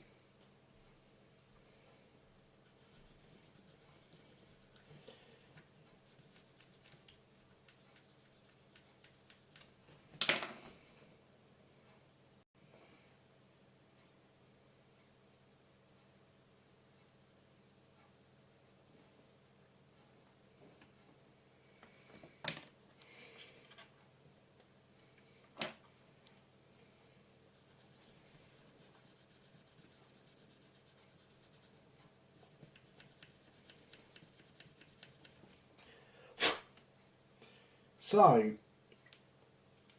I approve of being happy. I'm glad you approve, James. The question is, James, do you approve of stupidly high amounts of hydration? That is the important question that we all want to know from you, sir. Do you approve of only the highest levels of hydration? Happy to have learnt a new skill this afternoon. Oh, a new skill, James. And what might that be? Do tell. Because I'm sure me cleaning wheels isn't the greatest watching. So I'm sure we'd all love to hear about your new skill in the meantime.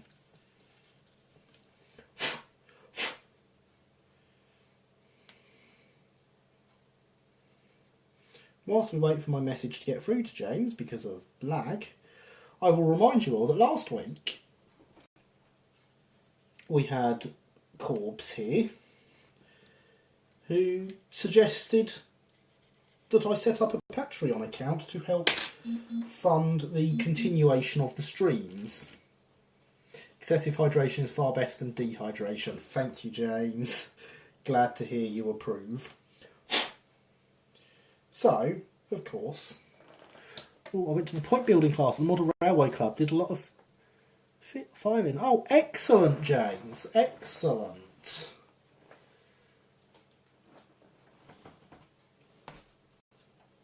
Yes, Corb suggested I set up a Patreon account to help keep the stream running and keep it paid for.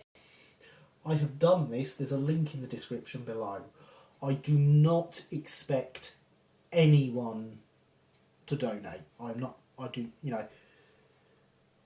personally do not, I would be doing this anyway, guys. There is no responsibility to donate. If you choose to donate, then it will be very much appreciated. Everything you donate will be put towards improving the streams for yourselves. However, there is no obligation. I do not expect it.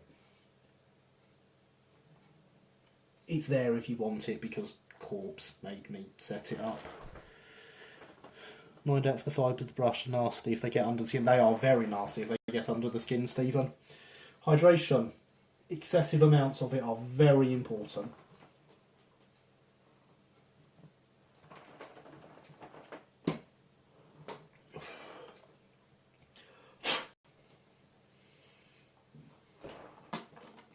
Let's see if just cleaning those has made a difference. Oh, I turned it off. Aren't I the professional?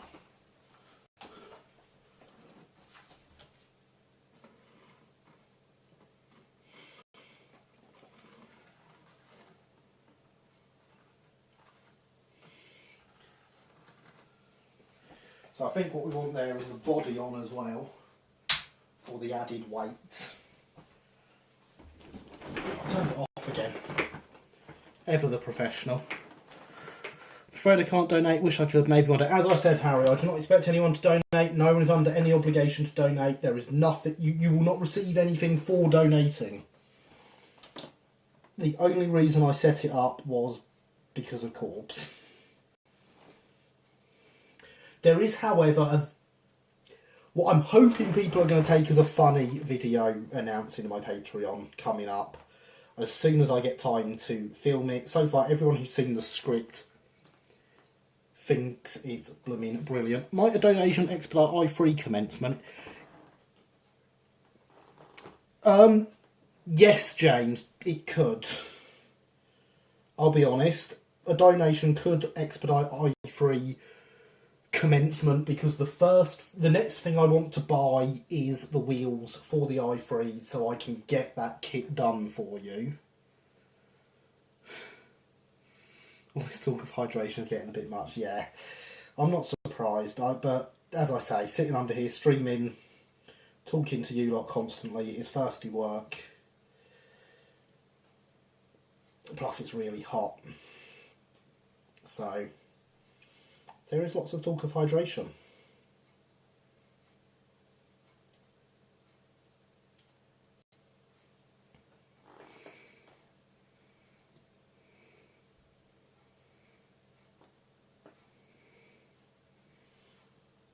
It could be a loose connection, James. It's certainly a possibility.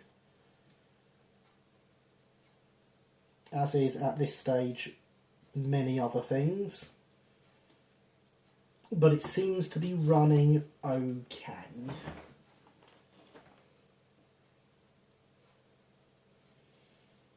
I think it is a issue with the cleanliness.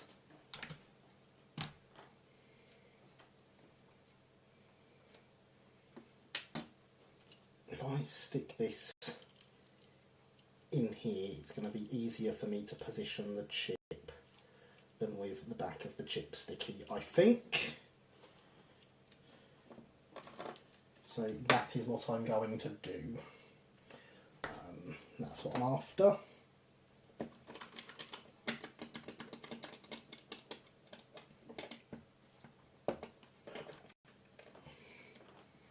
It'll be great, can't wait for the vid.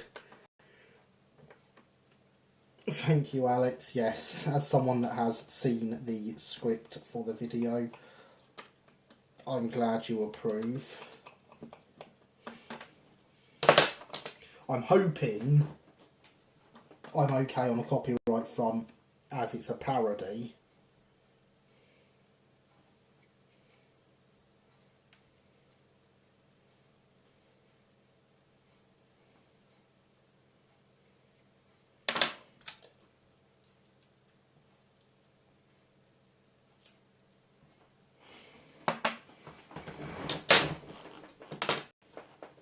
Because if I'm not, I'm going to get in lots of trouble.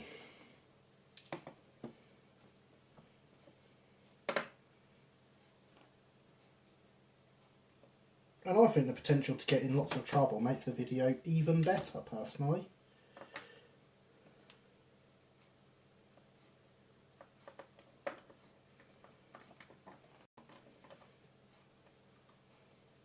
You've gone through the spoke of the wheel, that won't be much good.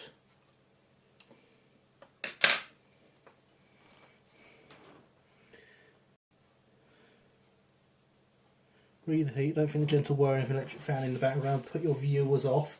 I would imagine not. The problem is the lack of ownership of one. I used to have an electric fan.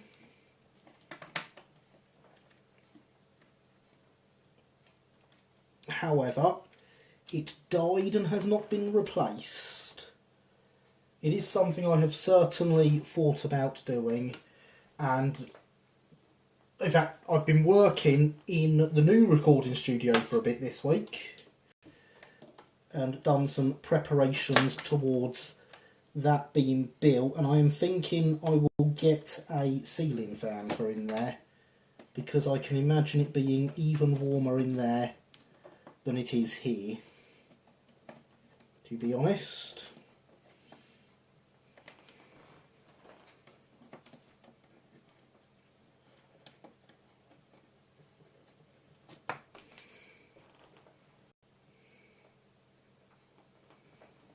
Haven't seen the script, but I feel I know the storyline already. You may well do, because it touches on things we spoke about last week.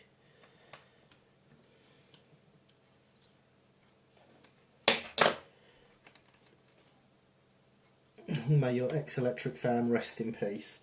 Indeed, it was a wonderful fan. It was quite a quiet one as well, actually. I will have to replace it at some point, but money, quite simply.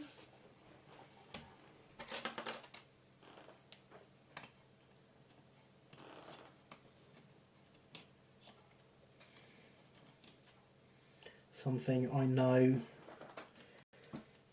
certainly some of my viewers can sympathise with. I don't know why I'm bothering to put these all up in there, and why in fact I didn't put them up there to start with. But now that I've started, I will finish. Couldn't survive on my family, especially while streaming. Gary, just realised, how would you like another subscriber? P.S. It is a sin not... I would love more subscribers, Harry. I am currently, watching my subscription count. I really want to hit the 100 subscriber mark so I can get the channel a custom URL and we can be YouTube/Oakville Model Railway. That would be a wonderful thing to happen. So yes, please, please, please, please, please subscribe. And whilst you're hitting that subscribe button, make sure you hit the notification bell and hit the like button. All of these things would be very much appreciated here by me and my ego. I'm just going to stick some blue tack on that excess orange cable for now. Don't quite need that much. Hold it to the bottom of the chip.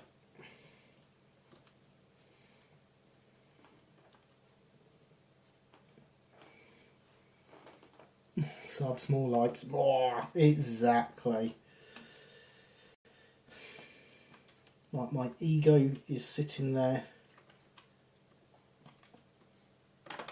wondering if we'll ever hit that custom URL.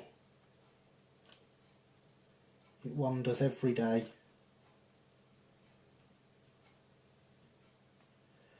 Are we worthy of a custom URL? And every day YouTube says, no, not yet.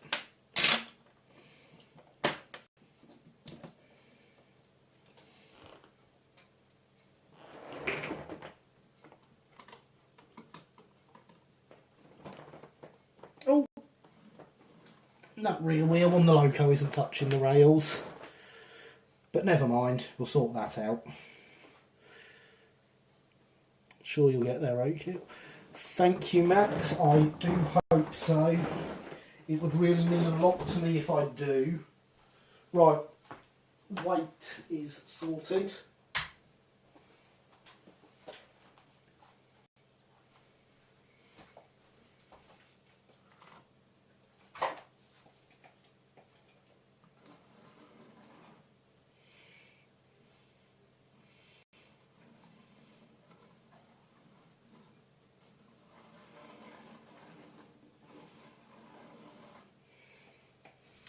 A part of me wants to put this up on the main layout and try it on there, just to make sure it's not the cables coming around to the workbench, because you see the cables coming around to the workbench are in fact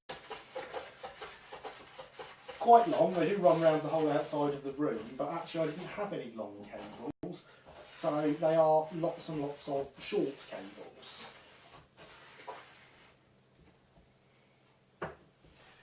Of course, the problem is the layout is not in its best ever state at the moment, so I'm not even sure that runs 100%. But we shall find out.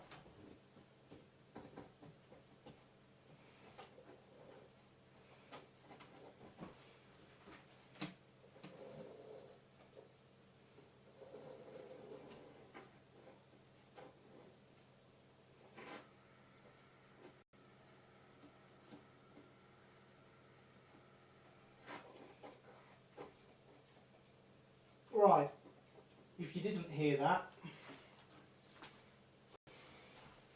that was the loco moving a bit better on the layout than it is over here. You will definitely get there, dude, there is no doubt. Thank you, Alex. No, I'm subscribed to 2 people on my backup account, you and Lancaster. Ah, very kind of you, Harry. Ooh, I have another account. I subscribed to you. 1 second. I've just subscribed on it. Thank you, everyone. You are being awesome. This is yeah. This is why you are all so great. I put out a call saying I want to hit a target, and you're all there making sure I can. Thank you, guys. I really appreciate it.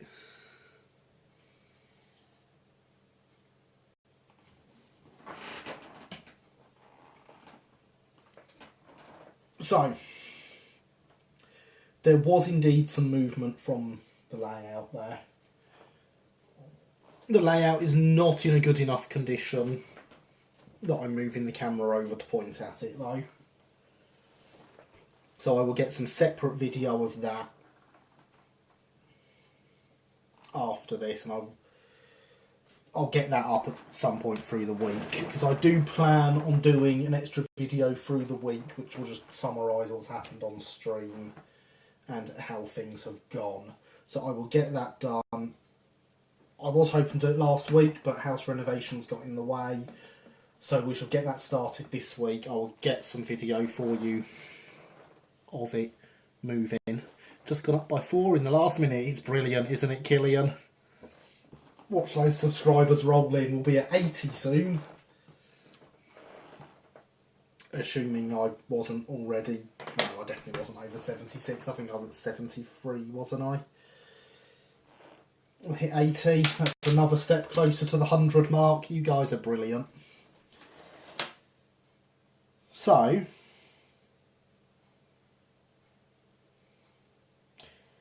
I suppose what we should do really is put some paint on it. That seems like the only sensible thing to do. And would you believe I have all the paints needed for the Titfield Thunderbolt sat on the workbench. Funny that, isn't it? Almost like I was sat there going, just in case we get to that stage, we should have these ready.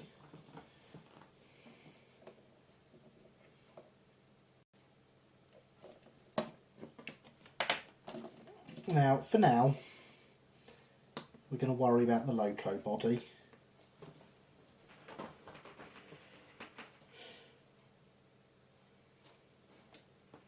We're not going to worry about the chassis, we're not going to worry about... I lie. We haven't done the front coupling yet. We need to do the front coupling before we put the paint on. And for that I need to keep my glasses on. Because this coupling is very small and fiddly.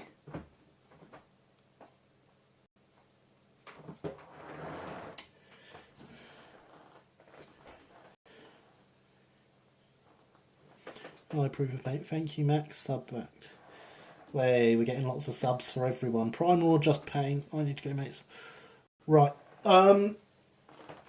I'm lacking in primer, so we're going to go straight with paint on this. I have gone just paint on white metal before and had no issues, so I'm happy to do that. In this pot we actually have a replacement loop for the coupling that I made, because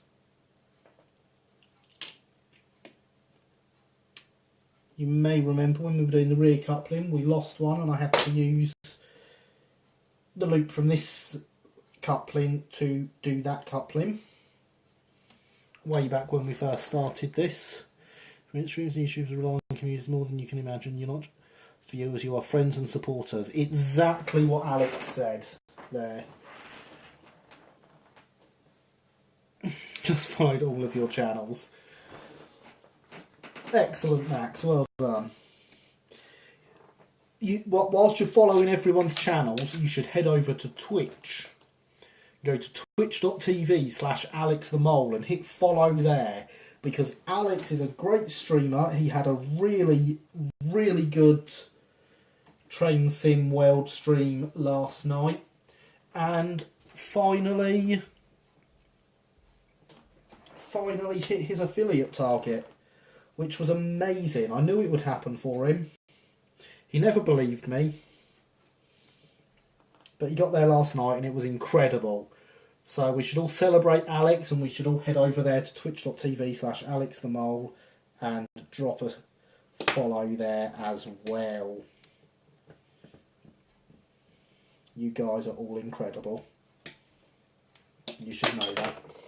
I say it enough.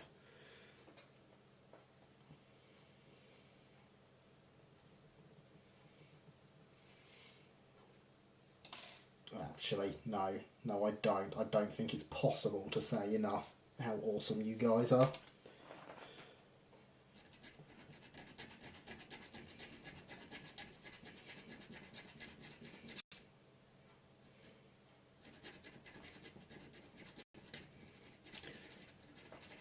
I will once I get my Twitch account sorted out. Very good of you, Max. Very good of you. I know Alex will appreciate it.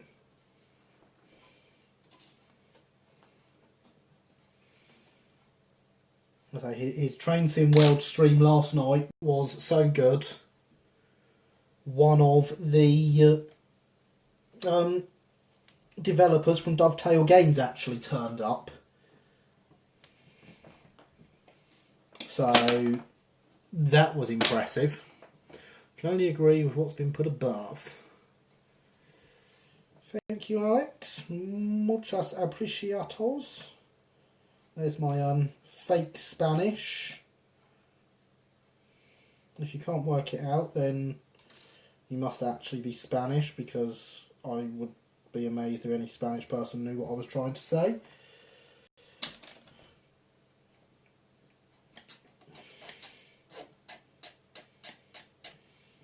Studied Spanish at school, can't remember a word of it.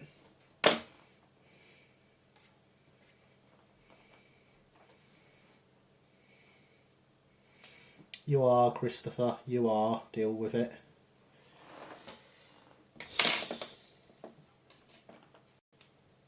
Yes, it was rather surprising, Alex. But it was an incredible stream.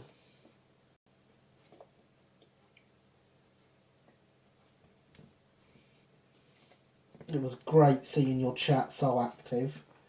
I know I can be guilty of sitting there in silence. But that's because other than Sunday nights, I'm normally falling asleep. Something seems to keep me awake on a Sunday night. I can't imagine what it is.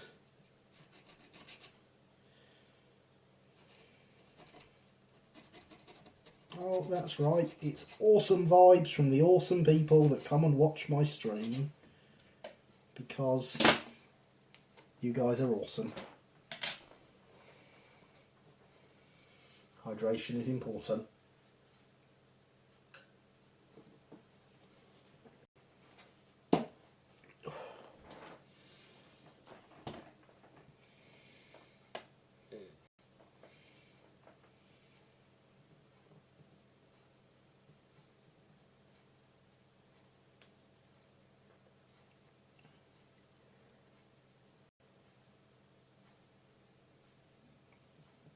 Now, I know I made this well, but it's not like I soldered it, so that should twist open.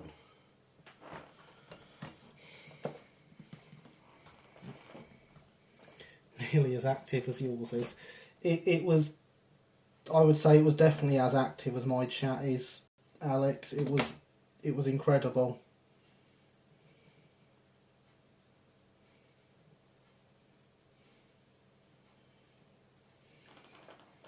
Having to restrain myself last night was great. I never thought that would be something I'd need to do on your stream.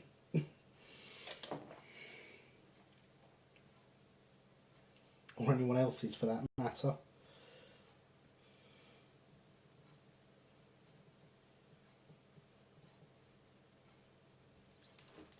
No, come back. You at least sound like you landed on the workbench, which there it is.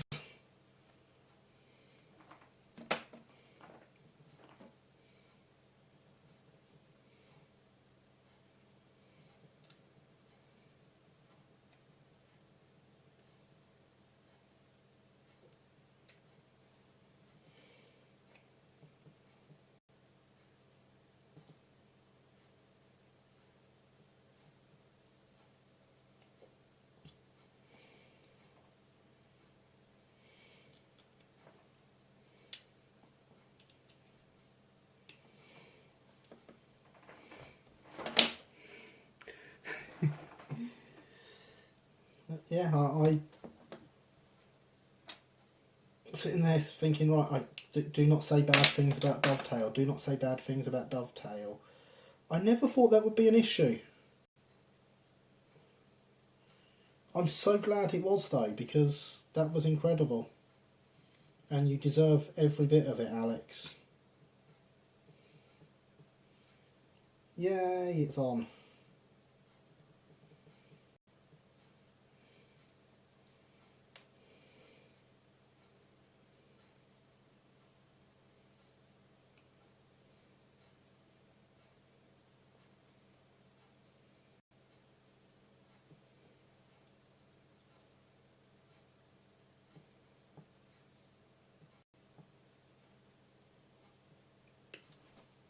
No. Oh, that's okay. They fell straight down. This is why you need spare parts, straight decals for the kit. Oh no, a developer. No one criticised Dovetail. That was what I thought. Yes, for any kit, in case parts get lost or broken. Had to bite my tongue as well. Yes, Max. It would be great if kits included lots of spare parts, but that would of course push the price up. And this one was expensive enough as it is.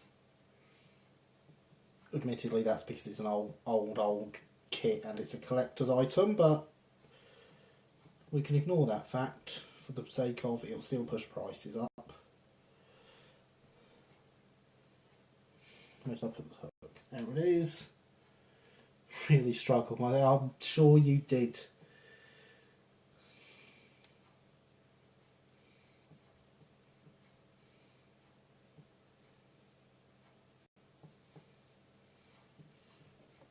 It does not surprise me in the slightest that you struggled, Christopher.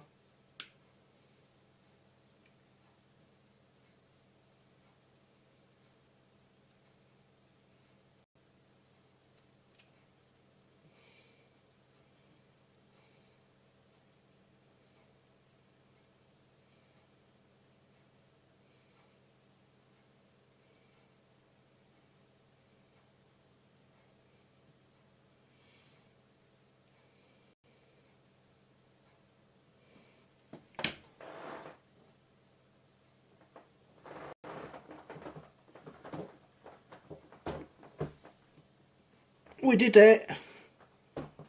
Don't know how well that's focusing because I honestly cannot see it on my screen, but we did it! Glad I got my moan about the one before here. Yes! Yes, it is a good job you did get your moaning about that out the way before he arrived. I need to take my glasses off for a second and think about where I put the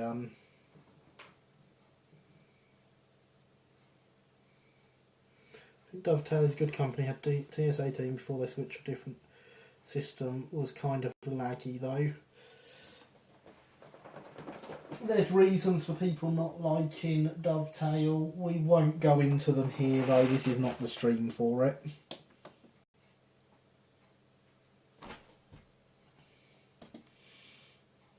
There it is.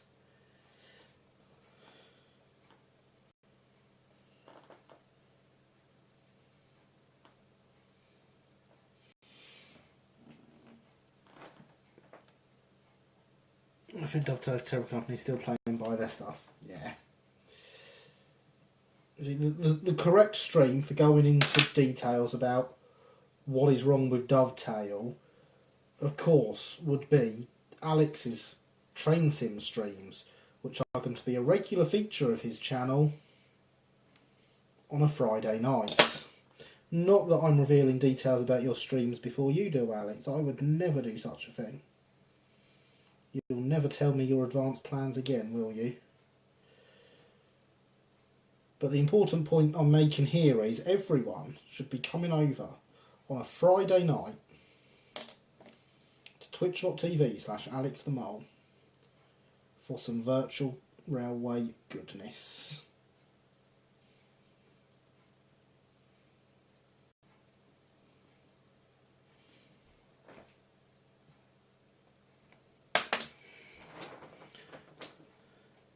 Speaking of TS, Caledonia Works makes nice pre-group affairs. Chris Wilson had drawings on me. Yes, Chris Wilson makes absolutely wonderful things, and he posts them up to a wonderful, wonderful Facebook group, which is about the only place on Facebook I can be found, and I can only be found there because I'm an admin.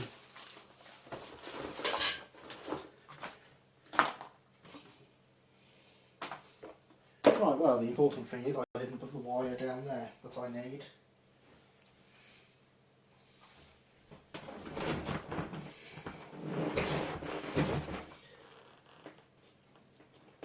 I'll use one of these staples then.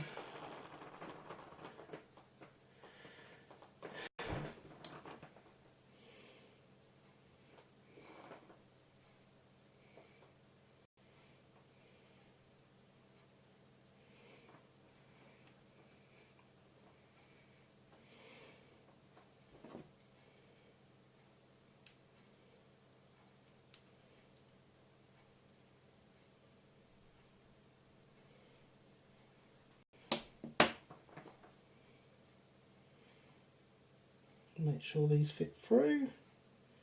They do. What time do you stream, Alex the Mole? Yes, Alex the Mole. What time do you stream on Friday nights? And every other night, except for Sunday, for that matter. I was disappointed I only had one Cali Loco. Sounds about right for him.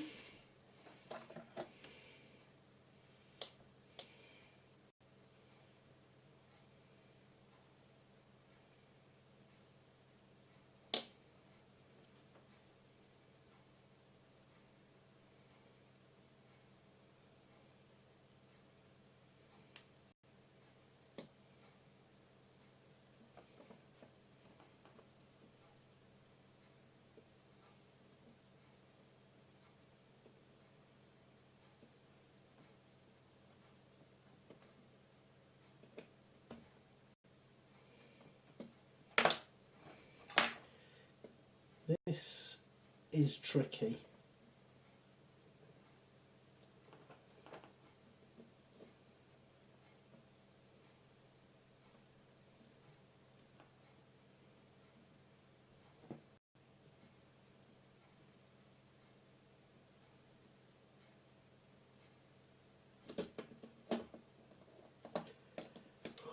Thought it was going to fall there.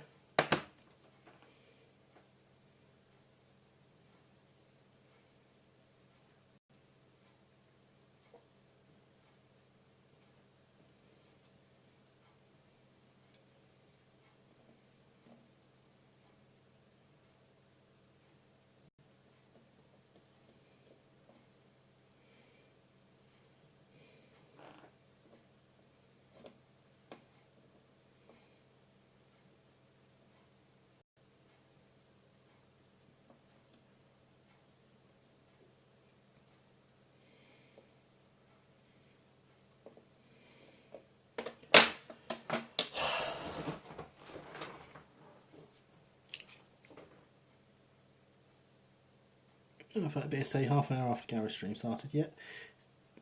Okay, fair. Should be done. Well, it would be great to see you in the stream chat, Matt. Always happy fellow Ray and few. Yes, it would be great to see you there, Max. I am always there in Alex's stream performing my modbot duties.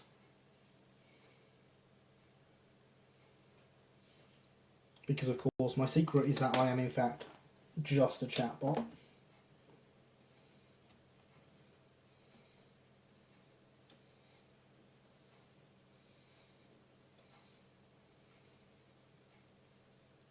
The physical form is a lie. There we go, it's far from perfect, but we have a coupling at the front. Which, having seen some pictures of her recently, is more than Lion has. She is lacking in the front coupling department.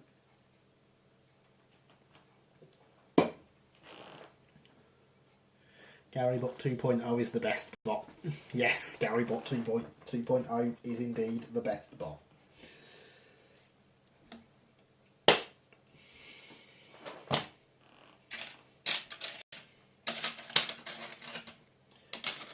Let's put the files aside and bring this over, because I really don't think there's anything more I need to do that I can put off applying paint. So, watch every day, White House fiance photo 230. Or from say, yeah, well, this is stream a good 2 hours. He models the Railway series. See how it comes to me. Oh, I'll watch White House too.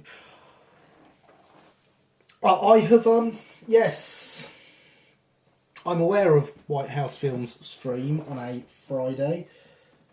I have so far not been able to manage it because I'm busy with children and bedtime routines and dinner. I would quite like to make it along to one of his streams at some point. I forgot that's still on.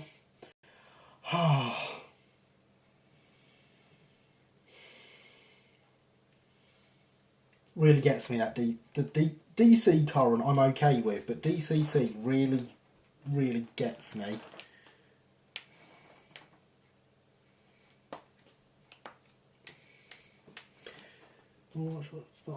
Yes, Alex, not only does White House model the Railway series, he his layouts are actually rebuilt recreations of Reverend Audrey's original layouts, and he does in fact have input direct from Christopher Audrey as well in the past. I know he made a replica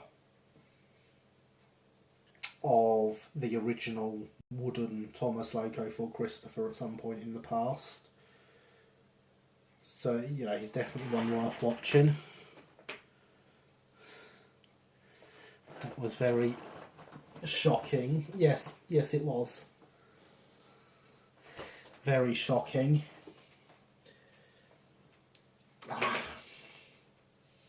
Plays with a nerve, something rotten. I can't grip properly for a while after I do stuff like that. My thumb doesn't feel right now.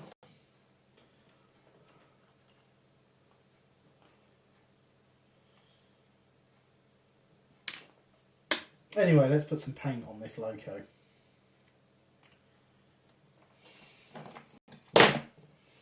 These are all new paints. They've not been opened. I should probably give them a shake first. He sounds very cool. I'll check out his video. Yes, of course he did, didn't he? He's written, is it 2 episodes he's done in the latest series, Killian? I forgot he'd done that. Because of course that's actually his day job, is he works in kids TV, isn't it? Yes, I completely forgot about that. I forgot he'd done the Thomas episodes. It's very cool.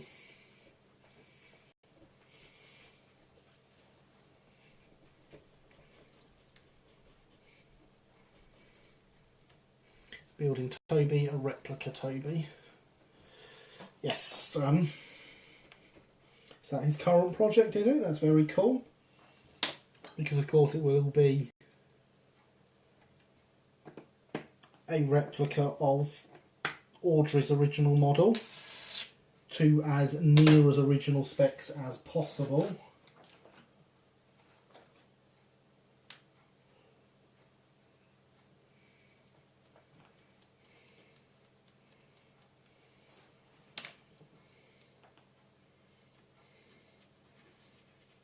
That feels like that's mixed up just fine.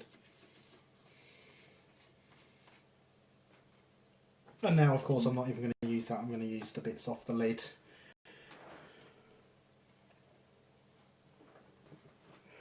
Cleaning and priming. You'd think so, wouldn't you? But I didn't plan on getting this far, and I've not got any primer, Stephen. Can't think how many he's done, but I remember seeing one on before I found out. I'm not sure I can see his name in the credits. I'm sure it's 2 he's done. I suppose really I should at least clean it, but again all I've got is my duster and some water. But yes, primer would be great, but I've not got any.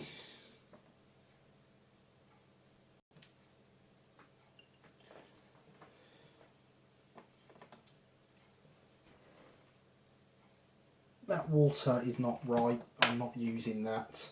That's going to make it dirty. That water. Well, I assure you this is water. But it has a skin. It may not look like water. I'd like to remind everyone that this stream is PG before you type those comments, please.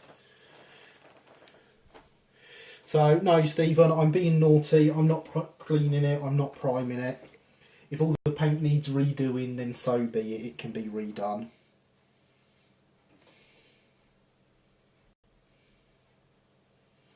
I've got away with it in the past.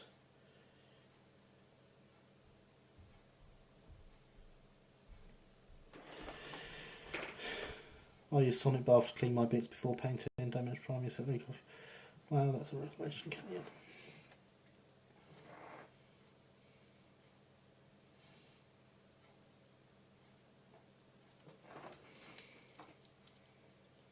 Good luck then.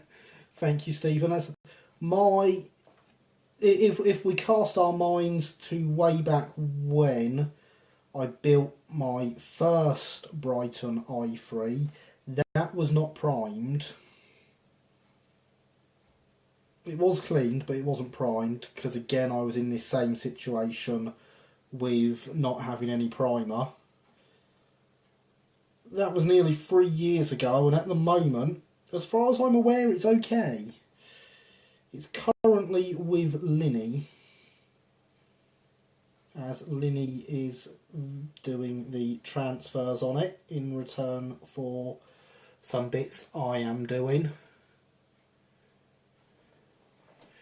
No, I don't want to have an early night, Ian. I enjoy being here with you guys, 3 hours, and honestly, by the time I get the primer and stuff, I mean, it's not going to be this week that I buy it. It may not even be next week that I get some.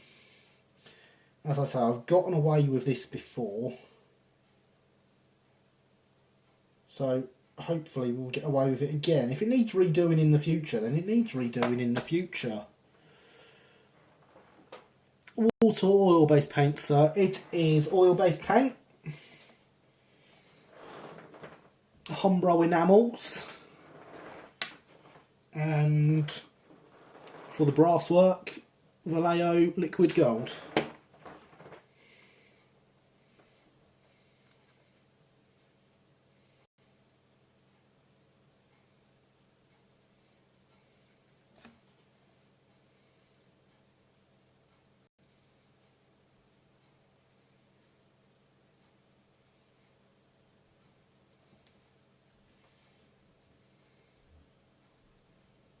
Which has become quite a favourite of mine, the Vallejo liquid gold.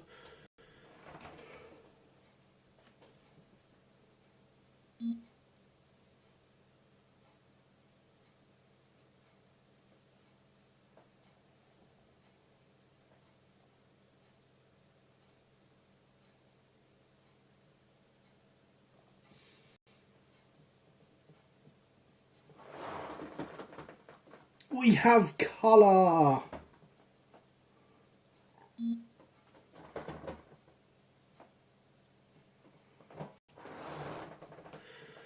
So cool.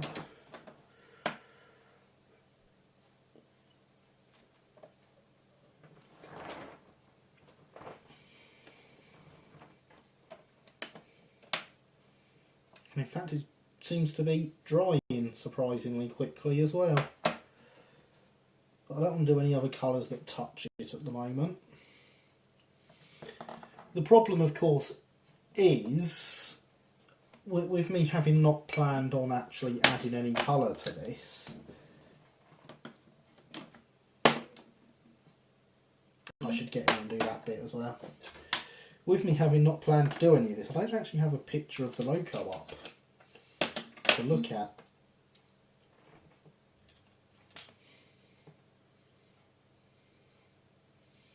So I'm going to have to do the colours off memory.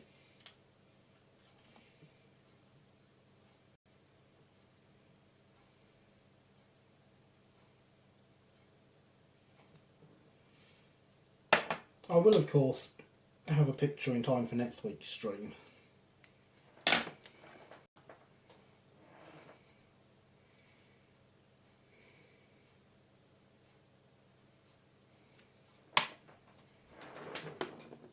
Oh, no, right, yeah. I mean, held up top of water, not for brush cleaning, is it? No. My, pretends it's enamel thinners is for brush cleaning. It's actually white spirit. Halford spray can metal primer, grey or red to taste, still well ventilated space, very quick drying. Stays wouldn't not prime using their plastic primer too. Yes, the Halford spray primer is good. I had both grey and red, have used them quite extensively for things in the past. I recently ran out of the last one, which was grey in fact. It was very, very nice stuff, works very well, gives a lovely, beautiful finish.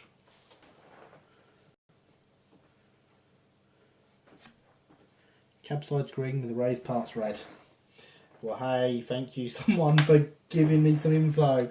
Much appreciated, Killian. Capsides green.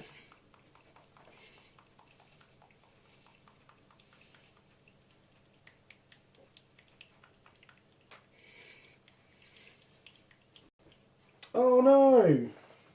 Why was that not in there?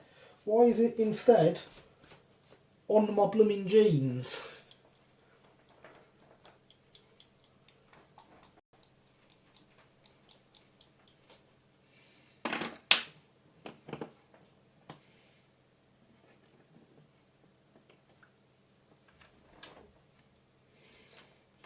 Now, I spent quite a while trying to get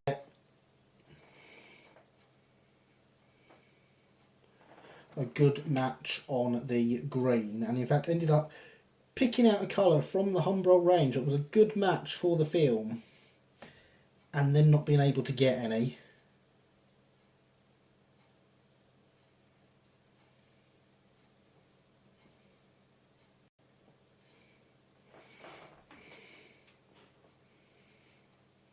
I've just taken a photo of the item with the flash on to show imperfections in the paint. I use it, it's effective. If I can't see imperfections with my eye, then they don't bother me. If someone later points them out and I can see them, I will correct them.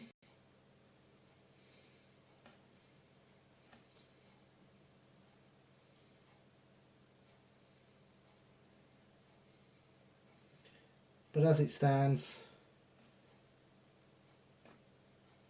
if I can't see an imperfection, I'm fine with it.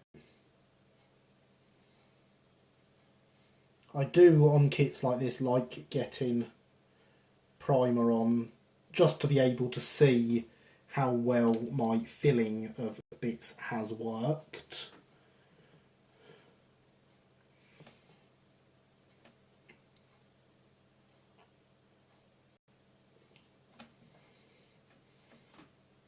Because of course having everything in one flat colour shows up the issues. I'm cheap, I use Wilco Primer, £3.95 per can, and use it on lots and lots of items, just a shame they don't do a red one. Fair enough, Lady Alex.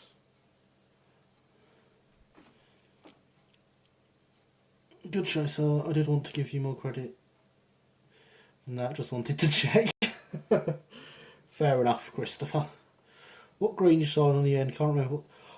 I can't. I think the decision was 30 or something. This is 195, which was the closest match green they had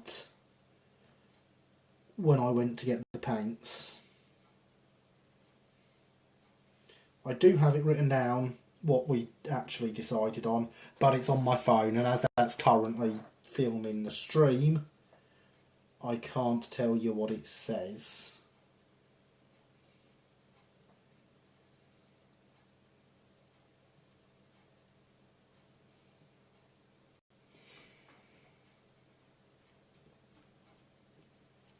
Didn't know about the Wilco Primer, should now investigate. I've used lots of Wilco's own brand stuff. I use their paint stripper. I've never had an issue with Wilco's own brand before, so yeah, go for it. I use Tamiya Citadel primers myself. I'm pretty good. The matte white is amazing for roofs and light undercoating. Citadel primer worked well. Cool. Tender care next. Grass slight blue purple tone, perfect to my eyes. Stroudly urinated bright and good stock. That's interesting to know about the Wilco. They cost, but when I spent £30 on a kit, I want to guarantee a good finish. Well said, Christopher. Halford's Red is my spot for red lead. I don't offer prefer for painting from Great Western Wagons. I'll do the same when I get my SER wagons. Yeah, I don't believe you're alone in that, Stephen, at all. Good day, Model Railroads. Welcome, Sparky. How are you? Check that and double check 195 and make a note. Thanks, dude. That's okay, Alex. As I say, I've got it written down in chat. I can let you know tomorrow. Thanks for being with Grey. Honourable investigators making up some 5 and 9 Stroudley wagons. Very nice. Thank you. Sparky. Yes, Sparky. This is should not have picked that up. The Titfield Thunderbolt, as made famous in the 1953 film of the same name. Made from a K's kit. And the kit itself is from 1978. Cost me a fair amount on eBay. Has not been the best kit in the world to build, but has not been as bad as I was warned it would be, so I am very happy with it.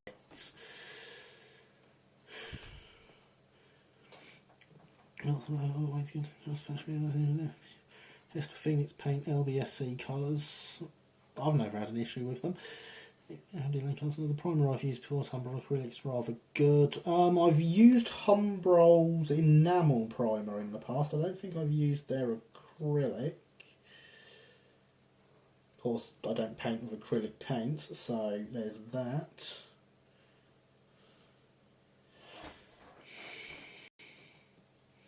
Sparky hung out Iron World tonight, just getting ready to clean up for the night. Fair enough. Right,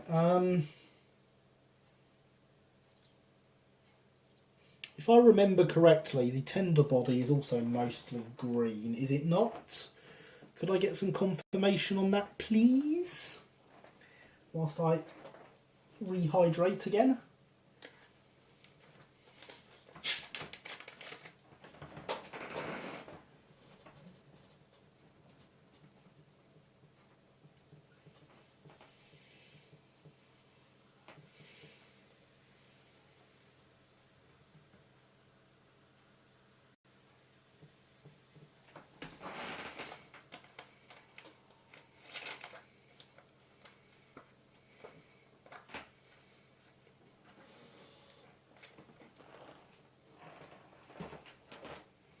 Yep, it is. Thank you, Alex.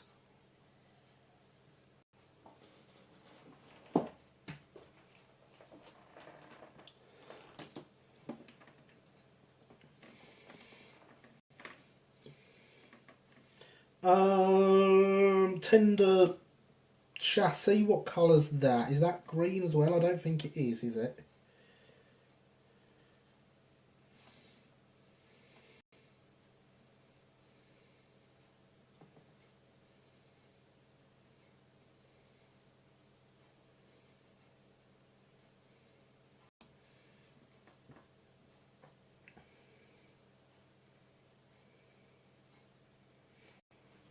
Green body, edged in red with red frames. Excellent, thank you, Killian. That is what I thought it was.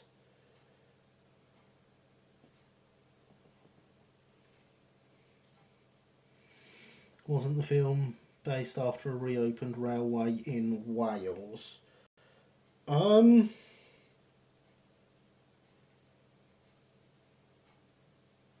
know,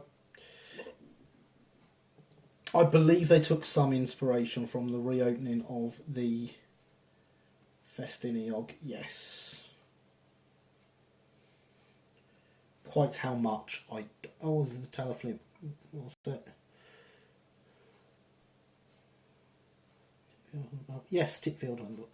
In fact, a lot of the events happened in reality there. Yes, I knew it was one of the Welsh narrow gauge lines. I didn't know a lot of the events had actually happened. I thought most of it was very fictionalised.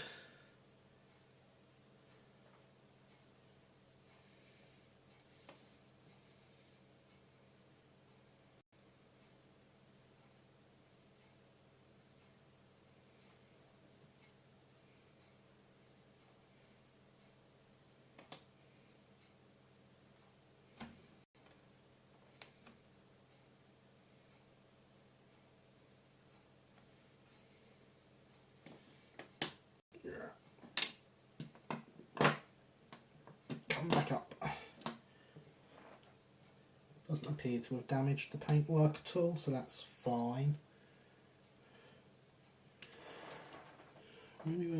Dolgok, for instance, was once refilled from us. Oh yes, yes, I remember reading that that was an actual event that had happened. Right, so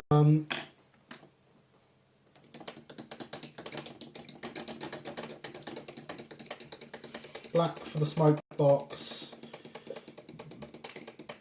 black for the back head, black for the floor. I might undercoat the rest of the parts of the firebox in black to go under the gold leaf, and then the rest in red. Only loco I know of that looked like that had a really large spark arrestor fitted on the stack. Cool. I know the type of spark arrestors you mean. By black, I actually mean matte 32, which is a dark grey, because of course you shouldn't ever use pure black. Actually, what colour were the... Sorry, what colour were the wheel arches, guys? Were they red? I'm sure they were.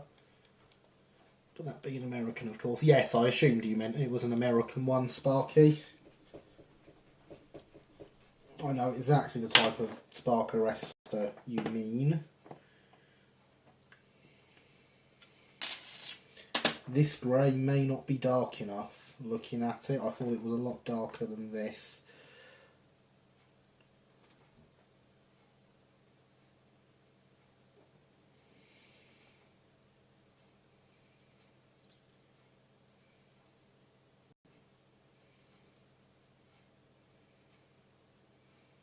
That's a much lighter grey than I thought it was.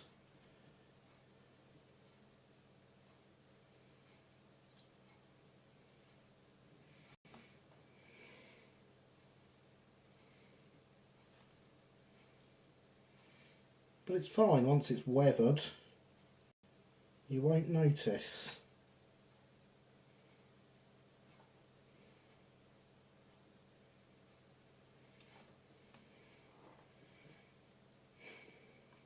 Who else is buying? I would love to model the eras in USA. I host mentioned B&O in that earlier in the past.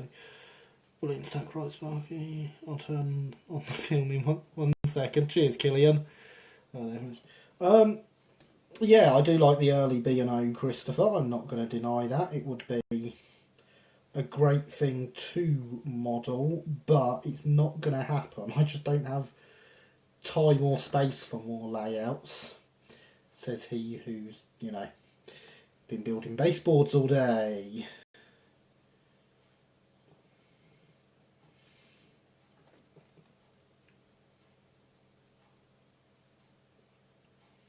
Because that's apparently what we do when we're not streaming.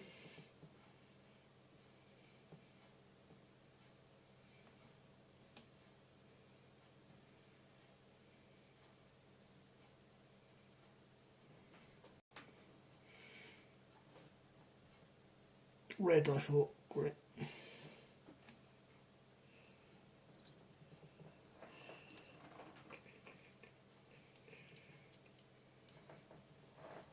Which one's called balloon? That red cap on the glue cut in half and upside down. It's more like US Batman series can get you a lot of good start plus from US 3D printers. Large part from the bottom up. Green with gold trim on the vertical side and bottom. Ah, yes! Yes. I do remember now, thank you, Lancaster. Can't have been called Lancaster for a change rather than Christopher.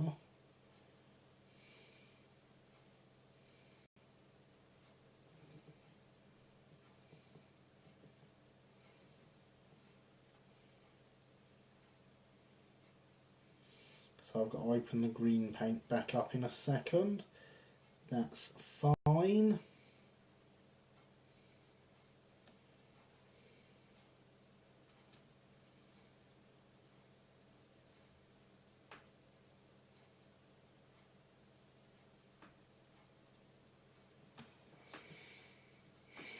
with the top of the splasher also being green. Okay, brilliant. Thank y'all. So I said I did plan on when I was painting to have a picture of it printed out up on the board.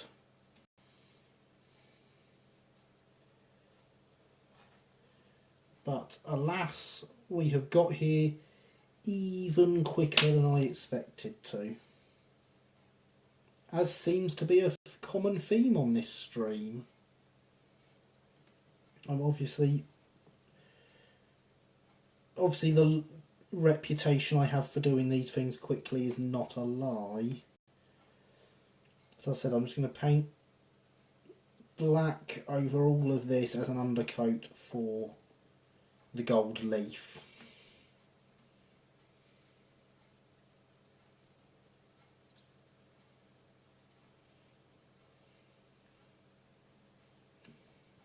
It obviously won't be staying that colour. Yes, green edged in gold as they are now, I believe. Oh, are they? Speaking of beautiful, we've got Damien on Twitter in the next couple of days. Killian will finally get round to it. It's nice to be helpful. Awesome. 18 for. I mean, this is very interesting sounding, Alex and Killian.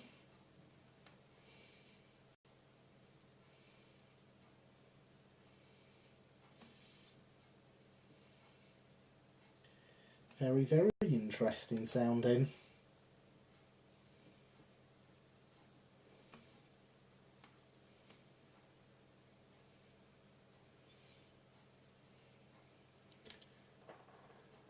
Tip for Thunderbolt's mentioned seen in one branch line, which is a series going on YouTube. I'd recommend checking it out. I will have to see if I can find it. Being a bank holiday here in the UK tomorrow, I do not have any work to go to. I do have some more baseboard building to do, but no work, so I will see if I can check it out whilst I'm doing that.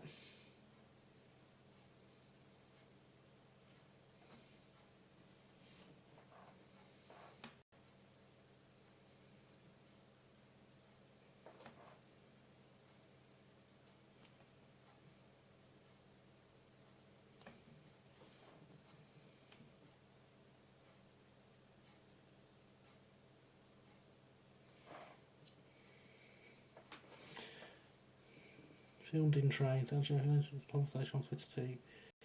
Can't I? Must remember that.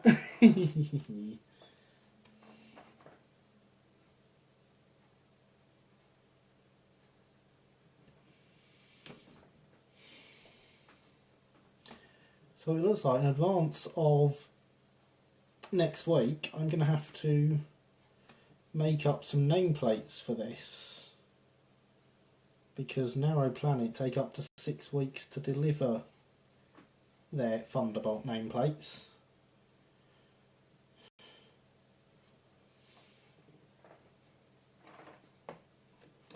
Which really isn't any good when you're running ahead of schedule.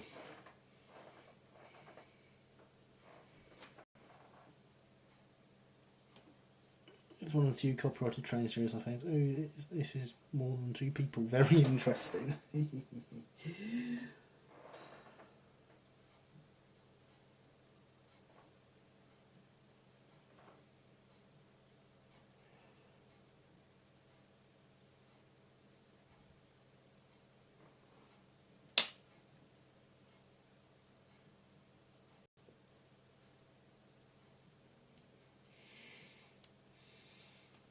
Let's remember to paint all the bits we want to paint.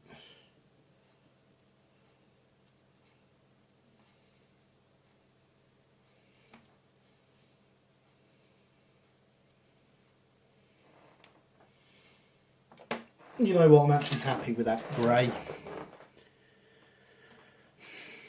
Let me help I can get this row open because I don't really know where to start. Please. Yeah, now that I'm seeing this grey dry and it is okay, I'm happy with it. It's not too light a representation.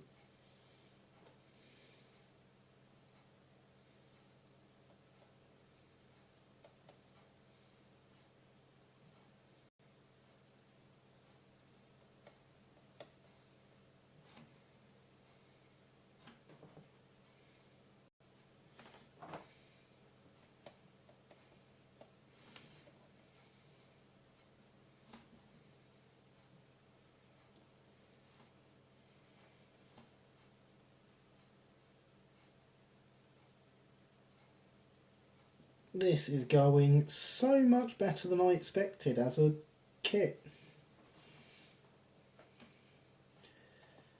So I was told this was going to be a right pig of a kit to build. It's not. It's been far from good.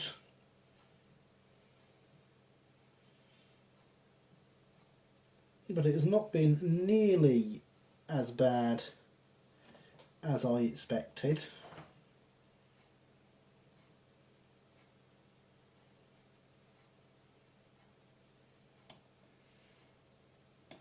So I'm very happy with it in that regard. I'm going to splash some paint on my cables, because not only does the black paint hide them better, the real thing did have some pipework running that looked very much like that, drooped down slightly, which causes the water pipes through to the boiler.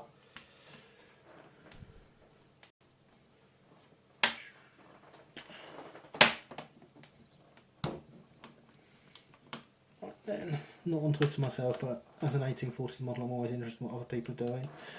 Oh yes, forgot about your HO blog, Ian. I'll show you not on Twitter then, just followed you, Ian Simpson. I think I know your blog though. Looks good from here. Thank you, Sparky. Interested. I'm not always interested. I have to bite the bullet and go on Twitter. One more livery point, Gary. Horizontal front wooden plank on the firebox sides above the timber should be red. Oh, okay. I did not know that.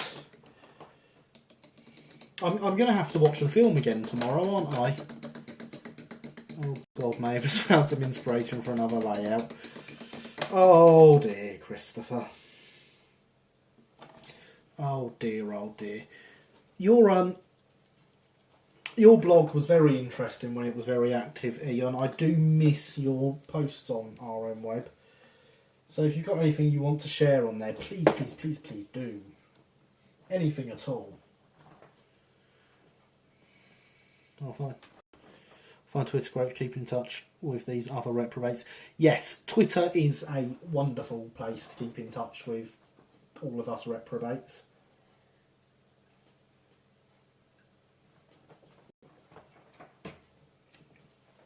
And I believe it's been quite good for bringing people into this stream. I do use it for advertising quite a lot.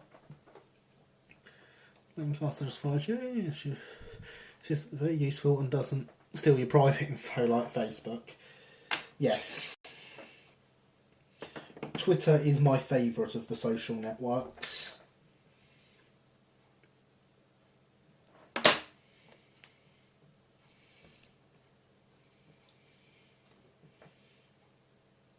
And of course my Twitter link can be found in the description below. So do go and give it a follow. At Oak Hill Railway, I believe. You'd think I'd know my own Twitter. I know Alex is better than mine. Alex is maniacal_mole.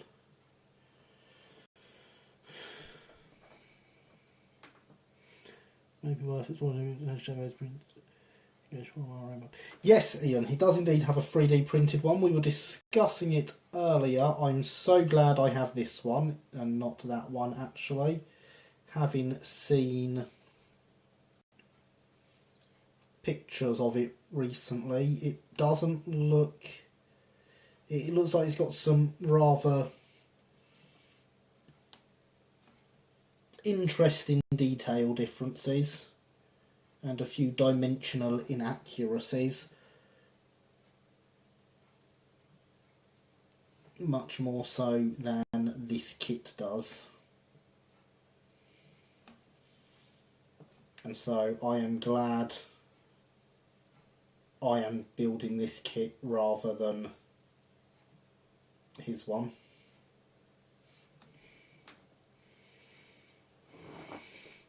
I have Twitter, but I'm not sure how to use it yet. Have you tried Friendica? Never heard of it, James. To be honest, I'm on Model Railroader forums. I am on RM Web as far as forums go. I will stay there, and that will probably be the only one. I used to be on a couple of different forums, but I found I just didn't have the time for maintaining multiple accounts. What colour are the springs, everyone?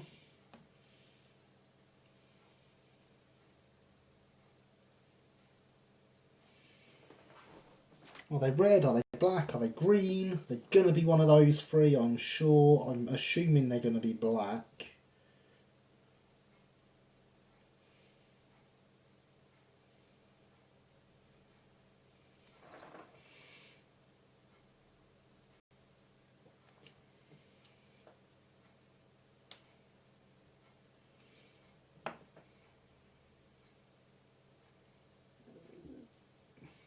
And I'm assuming the tie bars across the bottom should also be black.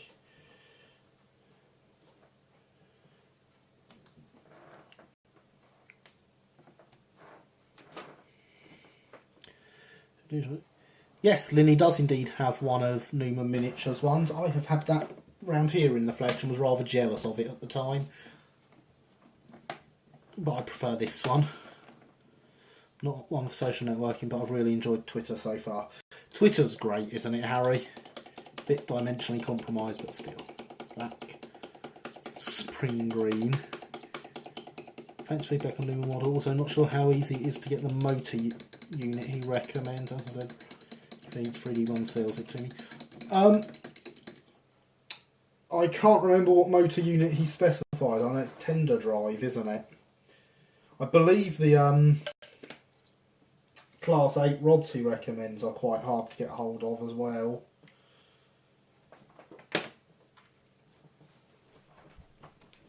That feels empty. This red feels empty.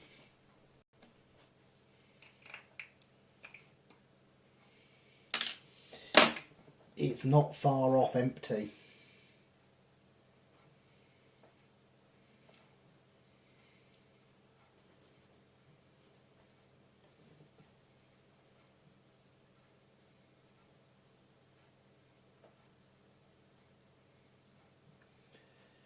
I'm not sure actual buffer beam red is quite the right shade of red for Thunderbolt, but I'm going with it.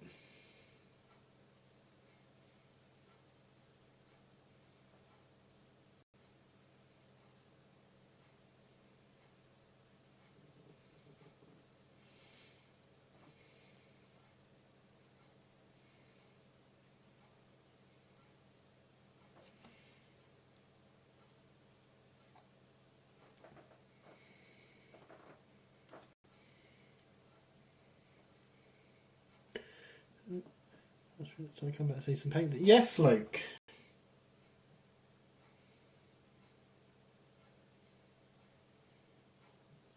You come back to a model that is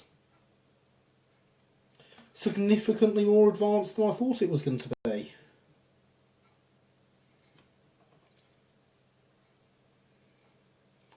I know I said about paint on RM Web, but I wasn't being serious. That was very much a tongue-in-cheek comment.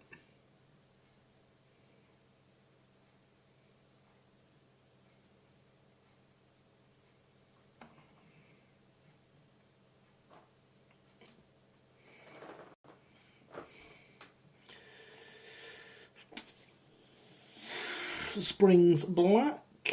So many different repair. One figure, what a good one would be. Pass.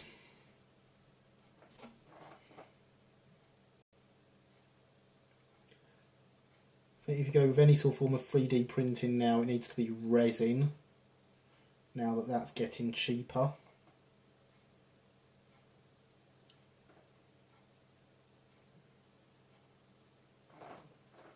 Tie bars look green in the film. Oh, interesting. I assumed they'd be black. But, okay.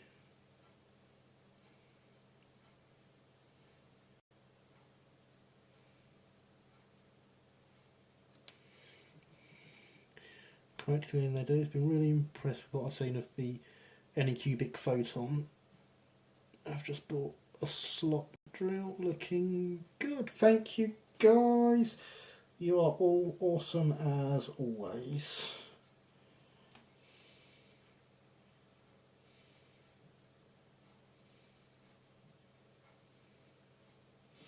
Oh no, I've missed a big section of green on one of the sides of the splashers.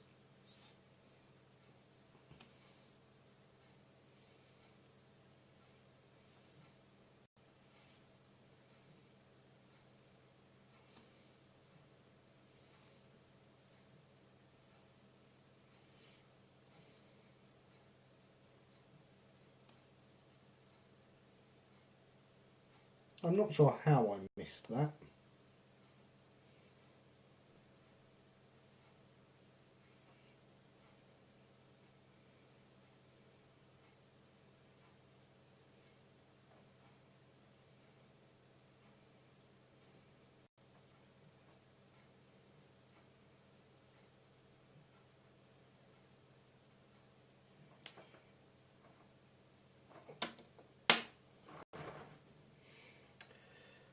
I'm very happy right now. Yes, it does look good. I might get a kit that's for Thunderbolt soon. I think it'd be cool. Might go with Dapper plastic wheels and a third rail pickup on mine for convenience. Gosh, that is looking like an actual... It is, isn't it, James? It's good. I'm very happy right now looking at how good that's looking. You can tell it is the Titfield Thunderbolt. Now, it really is. Oh, I'm so happy.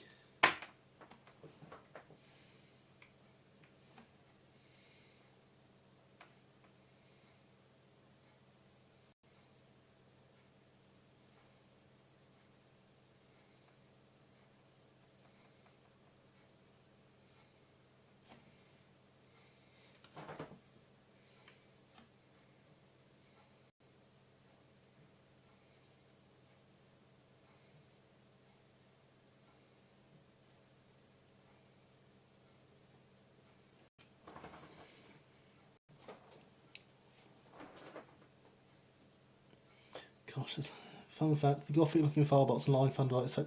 Yes! It is. That is a fact I knew. So I've done a lot of looking into the locomotive itself recently.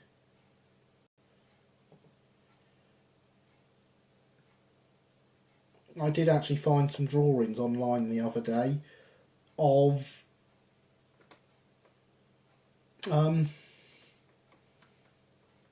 these beasties as built. Quite a different locomotive in as built condition. I've just put that straight down on the side I've painted, didn't I? That was silly. Does look good though for a fake. Yeah. So we might have to go 3D printed kit. Yeah. I mean, for most people, the 3D printed kit is definitely the best option, despite its issues.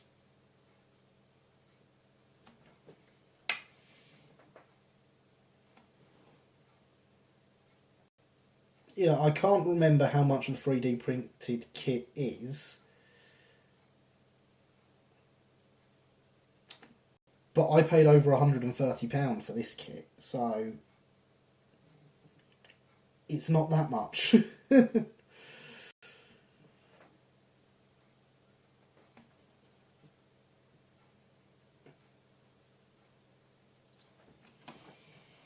Actually, I might have paid exactly £130 for this.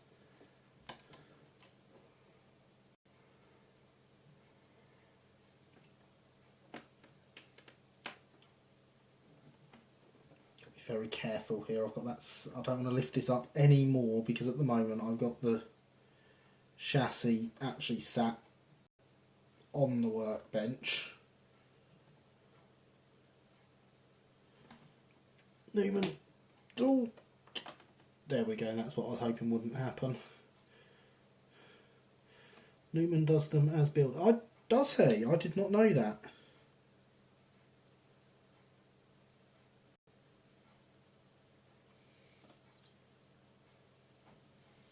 So I say they were actually quite a different loco as built.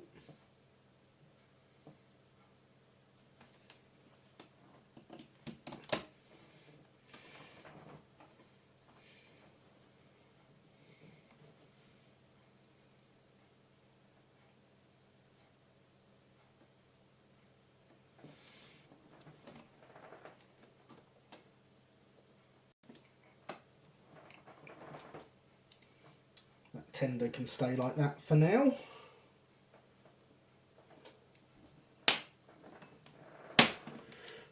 Right, ask what the drawings are like, side only. I think they were side only, yes, Killian. I can't remember where I saw them, but I think they were side only. Loco is 27-ish, tender is 16-ish.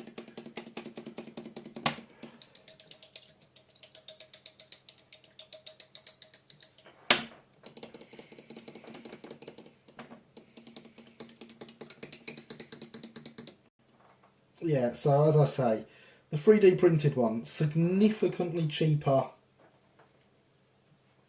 than what I paid for this.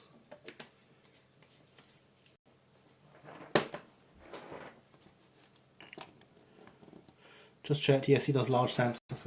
Do you plan on to use real coal? Yes, I do indeed plan to use real coal, James.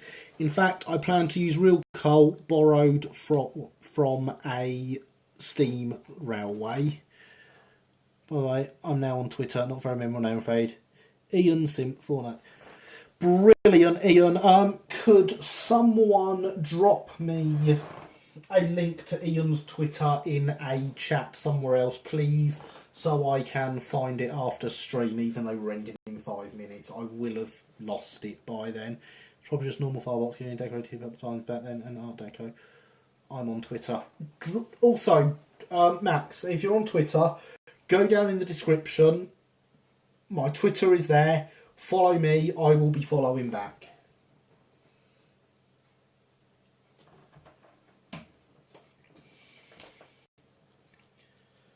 In fact, Ian, if you could drop down there as well, actually. Follow me on Twitter. I will follow you back, Ian.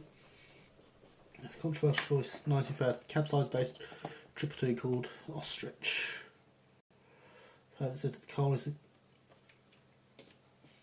Coal is the only thing which one can make a scale model of by taking full-sized article and hitting it with a hammer. No, you can also do that with ash. Which obviously is like coal, but after being burnt. Springs go in black.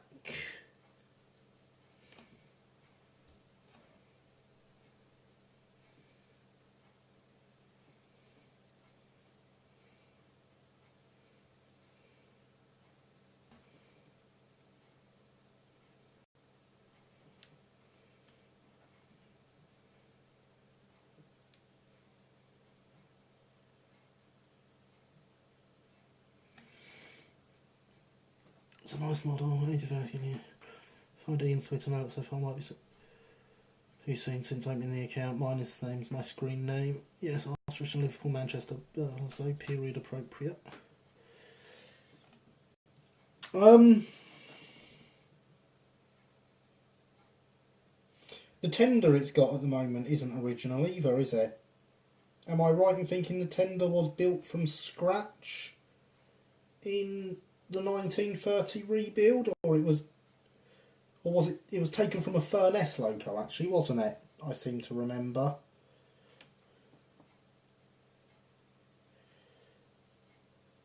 Whatever the answer to that question, the tender's not original, I know that much.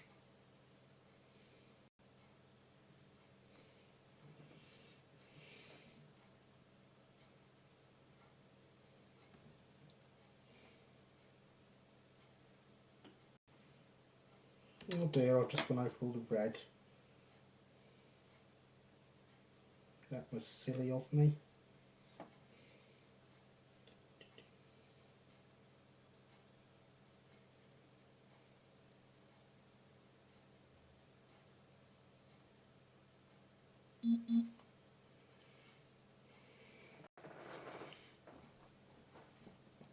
Will do, Gary. Excellent. Thank you, Ian. Yes, an 1840s furnace loco. That's what I thought, yes.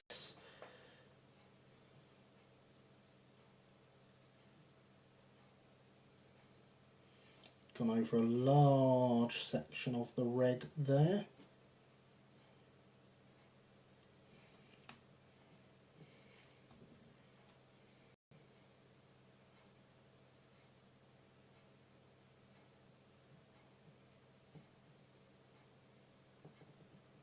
Oh no, I'm rushing because now it is midnight. It is time for the stream to end. But I really, really, really want to get these last few bits of the initial paintwork done. I'm sure no one here will hate me for doing that.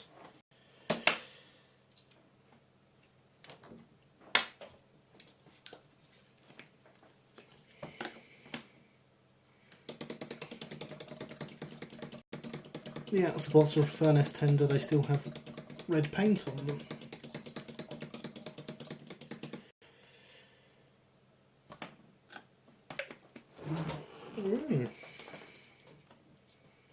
Found and fire.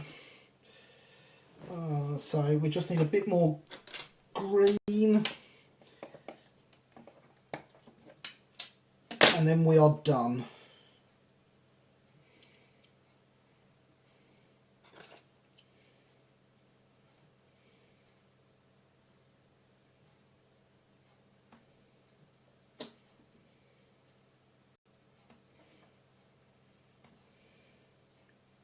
So tie bars are green, and then that's it.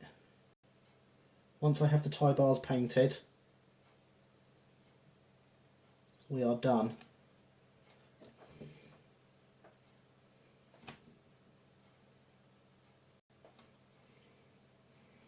And we will call the stream there.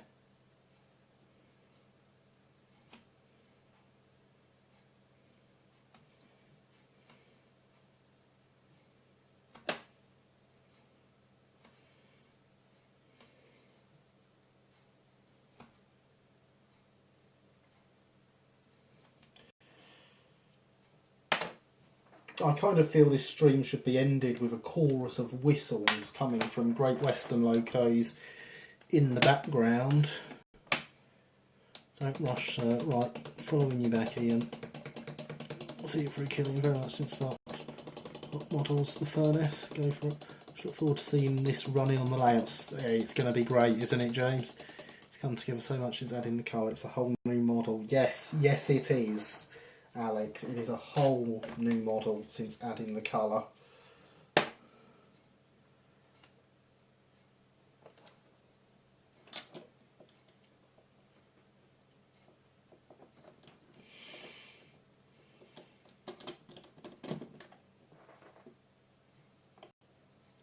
But yes, I kind of feel we should have a chorus of Great Western whistles going here.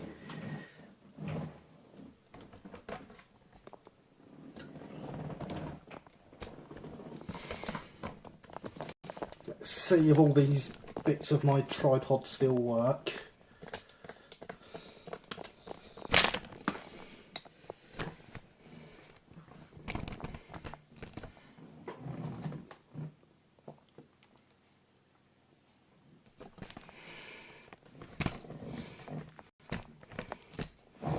So I am going to call it there, everyone. Thank you all. We shall be finish off the painting on this, get some nameplates on it next week, and then start on some Southern coaches maybe. Let's turn her towards the camera. Good night all. You have been amazing as always. Thank you so much for coming. Good night.